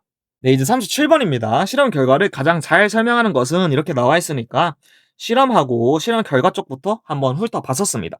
그랬더니 뭐 M, MX, MY 이런 게 뭔진 모르겠는데, 결과적으로 실험 1에서 밝히려고 하는 바는 뭐 인사나 여부 이런 거를 확인하려고 하는 것 같고, 실험 2에서는 쥐의 먹이 섭취 여부를 확인하려고 하는 거는 알 수 있겠더라고요. 그 다음에 이제 실험 결과를 봐보니까 여기서는 인사나 여부, 여기서는 쥐의 먹이 섭취 여부를 다루고 있으니까 실험 1은 첫 번째 표에, 실험 2는 두 번째 표에 대응되겠구나라는 점까지도 한번 챙겨가 볼 수 있었습니다. 그 다음에 이제 선지를 한번 봐보니까 결과적으로는 이 각 단계마다 뭐가 필요한지, X와 Y 중 뭐가 필요한지, X와 Y가 뭔지 모르겠지만 어쨌든 뭐가 필요한지가 쟁점이 되겠구나. 따라서 이 X, O, X 뭐 이런 거 약간 O나 X를 좀 잘 비교해 보면은 뭐 어렵지 않게 구할 수 있겠구나라는 점도 대강 한번 감은 잡고 글로 들어가 볼 수 있었습니다. 그래서 이제 처음부터 한번 읽어보니, 위가 비었을 때 분비되는 그렐린은 식욕을 일으키는 호르몬으로 알려져 있다. 뇌에서 그렐린은 효소 AMPK를 인산화하고, 이 인산화된 거는 생성 저해하고, 이렇게 저해되면은 뉴런 활성화하고, 활성화되면은 촉진된다. 그래서 대충 어떤 메커니즘인지는 어떤 연쇄 관계가 있는 건지는 대충 한번 알 수 있을 것 같고, 한 과학자는 그렐린이 식욕을 일으키는 메커니즘에 뇌 속에 있는 단백질 X와 Y가 관여한다는 가설을 세웠다.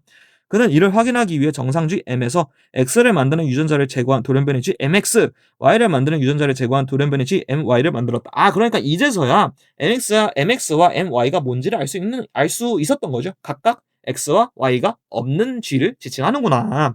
그리고 해서 실험에서 실험 결과 얻었다 이렇게 나와 있으니까, 이제 그러면은 첫 번째로 이 인사나 할 때 뭐가 필요한지를 봐보려 하니까, 그럼 이제 이 표를 확인하면 되는 거겠죠. 근데 여기 보시면은 X가 없어도 인사나 되는 데는 문제가 없거든요. 근데 Y가 없으면은 인사나가 안 됩니다. 따라서 인사나 할 때는 Y가 필요한 거구나라는 점을 이렇게 좀 어렵지 않게 알 수 있는 거죠. 따라서 1번과 2번과 5번을 지울 수 있었고, 그 다음에 이제 인사나 된 다음에 다음 단계로 넘어가기 위해서는 뭐가 필요한지를 봐주려고 이 표를 한번 확인해 보니까, 이것도 요거 두 개 있잖아요. 요거랑 한번 비교해 보면 되겠더라고요. 이렇게.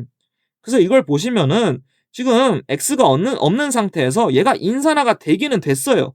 근데 결과적으로 G가 먹이를 안 먹었죠. 그러니까 즉 다음 단계로 넘어가진 않았죠. 그래서 여기서 인산화된 게 다음 단계로 넘어가기 위해서는 X가 필요한 거구나라는 점을 알 수 있어 가지고, 이 3번 있잖아요. X가 필요하다. 이거를 이제 옳게 지칭하고 있는 3번을 답으로 고르고 넘어갈 수 있던 문제입니다. 네, 이제 38번입니다. 38번 같은 경우에는 A, B에 대한 평가로 적절한 것을 고르라고 하고 있네요. 그 다음에 이제 제식을 레이아웃을 한번 확인해 보니까 가설하고 실험 구조길래 글을 한번 구체화시켜 볼 겸 실험부터 한번 읽어내려 갔었습니다. 그래서 같이 한번 읽어보시면은, 갑은 목초지에 아래와 같은 네 가지 초본 생태의 모형 1부터 4를 제작했다. 울타리를 치면 초식동물이 들어갈 수 없어 그 안은 초식동물이 없는 상태가 되고, 울타리를 치지 않으면 초식동물이 들어갈 수 있어 그 안은 초식동물이 있는 상태가 된다. 그 이외의 다른 조건은 네 가지 모형에서 모두 동일하겠다. 이렇게 나와 있는 거잖아요. 그 다음에 이제 모형 1, 2, 3, 4가 나와 있는 건데, 이거 그냥 이렇게만 읽으면은 좀 직관적이지 않잖아요. 약간 줄글로 나와 있기도 하고. 그래서 이걸 읽으면서 표를 한번 만들어 봤었습니다. 그래서 어떻게 만들었냐? 일단 1, 2, 3, 4 이렇게 적으면서 지금 비옥한 토양인지 여부로 나뉘고 있으니까 비토 이렇게 줄여서 한번 작성해 줄 수 있었고요. 그다음에 이제 울타리를 찾는지 여부로 나뉘고 있는데, 이거는 결과적으로 초식동물이 들어갈 수 있냐 없냐, 즉 초식동물이 거기 있냐 없냐 이걸로 나뉘는 거기 때문에 초식동물 이렇게 한번 잡아줄 수 있었습니다. 그랬더니 이제 모형 1을 보시면은 비옥한 토양이니까 5고, 2도 비옥한 토양, 3은 X, 4는 X 이렇게 채워줄 수 있었고, 모형 1 같은 경우에 울타리를 쳤으니까 거기 안엔 초식동물이 없겠죠. 따라서 X, 근데 2는 O, 3은 X, 4는 O 이렇게 채워줄 수 있었습니다. 그 다음에 이제 한번 마저 읽어보니, 갑은 일정 시간 후 각 모형의 식물 종을 조사하여 종 다양성을 수치하였다. 수치가 높을수록 종 다양성이 크다. 이렇게 나와 있는데 이건 뭐 어렵지 않은 내용인 것 같고요. 그 다음에 이제 선지를 한번 살펴보니까 결과적으로 종 다양성 수치라는 거를 모형들 간에 비교를 해가지고 A, B의 강화역화 여부를 판단하라고 이렇게 요구하고 있더라고요. 그러면 이제 이때 A, B가 뭘 의미하는 거지라는 생각으로 글을 훑어보니 A, B는 이 가설을 의미하는 거더라고요. 그래가지고 그냥 바로 가설부터 한번 읽어봤습니다. 그래서 한번 A를 읽어보시면은 초식동물이 없는 초본 생태계에서는 토양이 비옥하지 않은 경우보다 비옥한 경우의 종 다양성이 작다 이렇게 나와 있는데 이렇게 된다면은 결과적으로 A의 강화역화 여부를 판단하기 위해서는 이 초식동물이 없는 초본 생태계끼리 비교를 할 수 있는 거겠죠. 즉 1번과 3번끼리 비교를 해야 뭐 A가 강화되는지 약화되는지 여부를 판단할 수 있는 거지 지금 2번과 5번처럼 1번과 2번을 비교하거나 4번과 2번을 비교해서는 A의 강화역화 여부를 판단할 수 없잖아요. 그래가지고 일단 2번과 5번은 지울 수 있었고 이제 하나 남는 3번 얘는 이제 적절히 3번과 1번을 비교하고 있길래 3번 한번 판단을 주려 했는데 일단 선제적으로 한번 고민을 해보면서 만약 가설 A가 맞다면은 어떤 결과가 발생하지? 이렇게 한번 생각을 해보니까 가설상에서는 토양이 비옥하지 않은 경우보다 비옥한 경우의 종 다양성이 더 작다고 하니까 결과적으로 이 토양이 비옥한 1번의 종 다양성이 더 작아야 되는 거겠죠? A가 맞다면. 오케이, 이제 정리가 됐으니까 이 정리된 것을 바탕으로 3번을 한번 읽어보니 종 다양성 수치가 모형 3보다 모형 1에서 더 높다면 이렇게 나와 있는데 이건 우리가 지금 방금 정리한 바와 부합하지 않는 거잖아요. A가 맞다면은 모형 1이 더 낮아야 되는데 모형 1이 알고 보니 더 높은 거라면 A는 강화될 수 없겠죠. 즉 A는 약화되는 거겠죠. 근데 여기서 A는 약화된다 이렇게 적절하게 서술해주고 있길래 3번을 답으로 고르고 넘어갈 수 있었습니다. 그래서 이 문제 같은 경우에는 굳이 이 앞부분의 글을 읽을 필요가 없었던 거죠. 이게 약간 인트로이기도 하고 이 내용이 결과적으로 이 가설로서 정리가 되고 있는 거니까요. 네, 이제 마지막 39번부터 40번 문제입니다. 그래서 이 문제도 먼저 문제 레이아웃 먼저 한번 확인해 주면서 얘는 알 수 없는 것을 고르라고 하는 거구나. 얘는 적절한 거 고르라고 하는 거구나. 한번 체크를 먼저 해볼 수 있었고 그 다음에 좀 더 크게 한번 보면서 결과적으로 A와 B의 입장이 중요한 거겠구나 정도도 한번 챙겨가 볼 수 있었습니다. 그래서 그 다음에 이제 글로 한번 들어와 봤었는데 지금 이렇게 쭉쭉쭉 한번 읽어 내려가 보니 이 A에 대한 내용은 3단락까지더라고요. 그래서 3단락에서 한번 끊고 A에 대한 내용을 먼저 판단해 주기 위해서 문제로 한번 들어가 봤었습니다. 그래서 일단 지금은 이 글이 너무 기니까 여기서 한번 읽지는 않겠고 지금 3단락까지 읽어봤다는 가정하에 문제로 같이 들어와 보시면은 이제 39번의 1번 선지 A에 따르면 어떤 행위가 일어났다면 그 행위는 반드시 이유 반응적이다 이렇게 나와 있는데 이거 바로 틀린 말인 거잖아요. 지금 글 어느 부분에서도 A가 행위는 반드시 이유 반응적이야 라고 주장하는 부분을 찾아볼 수 없습니다. 오히려 우선 A는 다음 세 가지 기준을 모두 만족할 때 행위는 이유 반응적이라고 정의한다라는 말부터가 A가 행위는 이유 반응적이지 않을 수 있다고 보고 있음을 알 수 있고 또 실제로 지금 2단락의 사례에서 을의 행위 같은 경우에는 또 마찬가지로 이유 반응적이지 않은 행위인 거죠. 따라서 뭐 A에 따랐을 때 행위가 반드시 이유 반응적이라고 볼 근거가 하나도 없기에 1번을 바로 답으로 고를 수 있었고 또 40번으로 한번 내려가 보니 이 보기 기억이 또 A를 다루고 있더라고요. 그래서 같이 한번 봐보시면은 행위자가 행위 이유를 인지하고 그 이유들을 행하기로 선택했음에도 그 선택대로 행하지 않는 경우가 있다는 것은 A의 입장을 약화한다 이렇게 말하고 있는데 얘도 아니겠더라고요. 지금 글 어느 부분에서도 마찬가지로 행위 이유를 인지하고 그 이유들을 행하기로 선택했다면은 무조건 그 선택대로 행해야 돼라고 A가 주장하는 부분을 찾아볼 수 없죠. 지금 뭐 오히려 보시면은 지금 아마 이제 이 기억 보기 같은 경우에는 1단락과 연결 지을 수 있을 것 같은데 여기서 행위가 이유 반응적이기 위한 기준들을 이렇게 제시하면서 지금 뭐 첫째 기준을 만족하면 무조건 둘째 기준 만족해야 되고 둘째 만족하면 무조건 셋째 만족해야 되고 뭐 이런 말을 하고 있는 건 아니잖아요. 따라서 기억은 지울 수 있었고 그에 따라 1번, 3번, 5번은 날라가니 이것은 무조건 맞는 말이어서 니은만 확인해 보면 되겠더라고요. 그래서 니은 한번 확인해주기 위해 마지막 단락을 마저 읽어주며 B의 입장을 한번 확인해 줬었고, 그 다음에 니은으로 다시 돌아와 보니 니은 도덕적 이유에만 반응해서 신의 존재에 대한 믿음이 형성될 수 있다는 것은 B의 입장을 강화한다 이렇게 말하고 있는데, 얘도 B의 입장을 오히려 약화하겠지 라면서 지을 수 있었던 이유가, 이건 뭐 쉽죠. B는 믿음의 이유의 종류가 인식적 이유에 국한된다고 보고 있거든요. 따라서 도덕적 이유로 믿음이 형성될 수 있다는 사례가 밝혀진다면은 B의 입장은 약화될 수밖에 없는 거겠죠. 그래서 어쨌든 니은을 지으면서 결과적으로는 2번을 답으로 고르고 마무리 지을 수 있었습니다.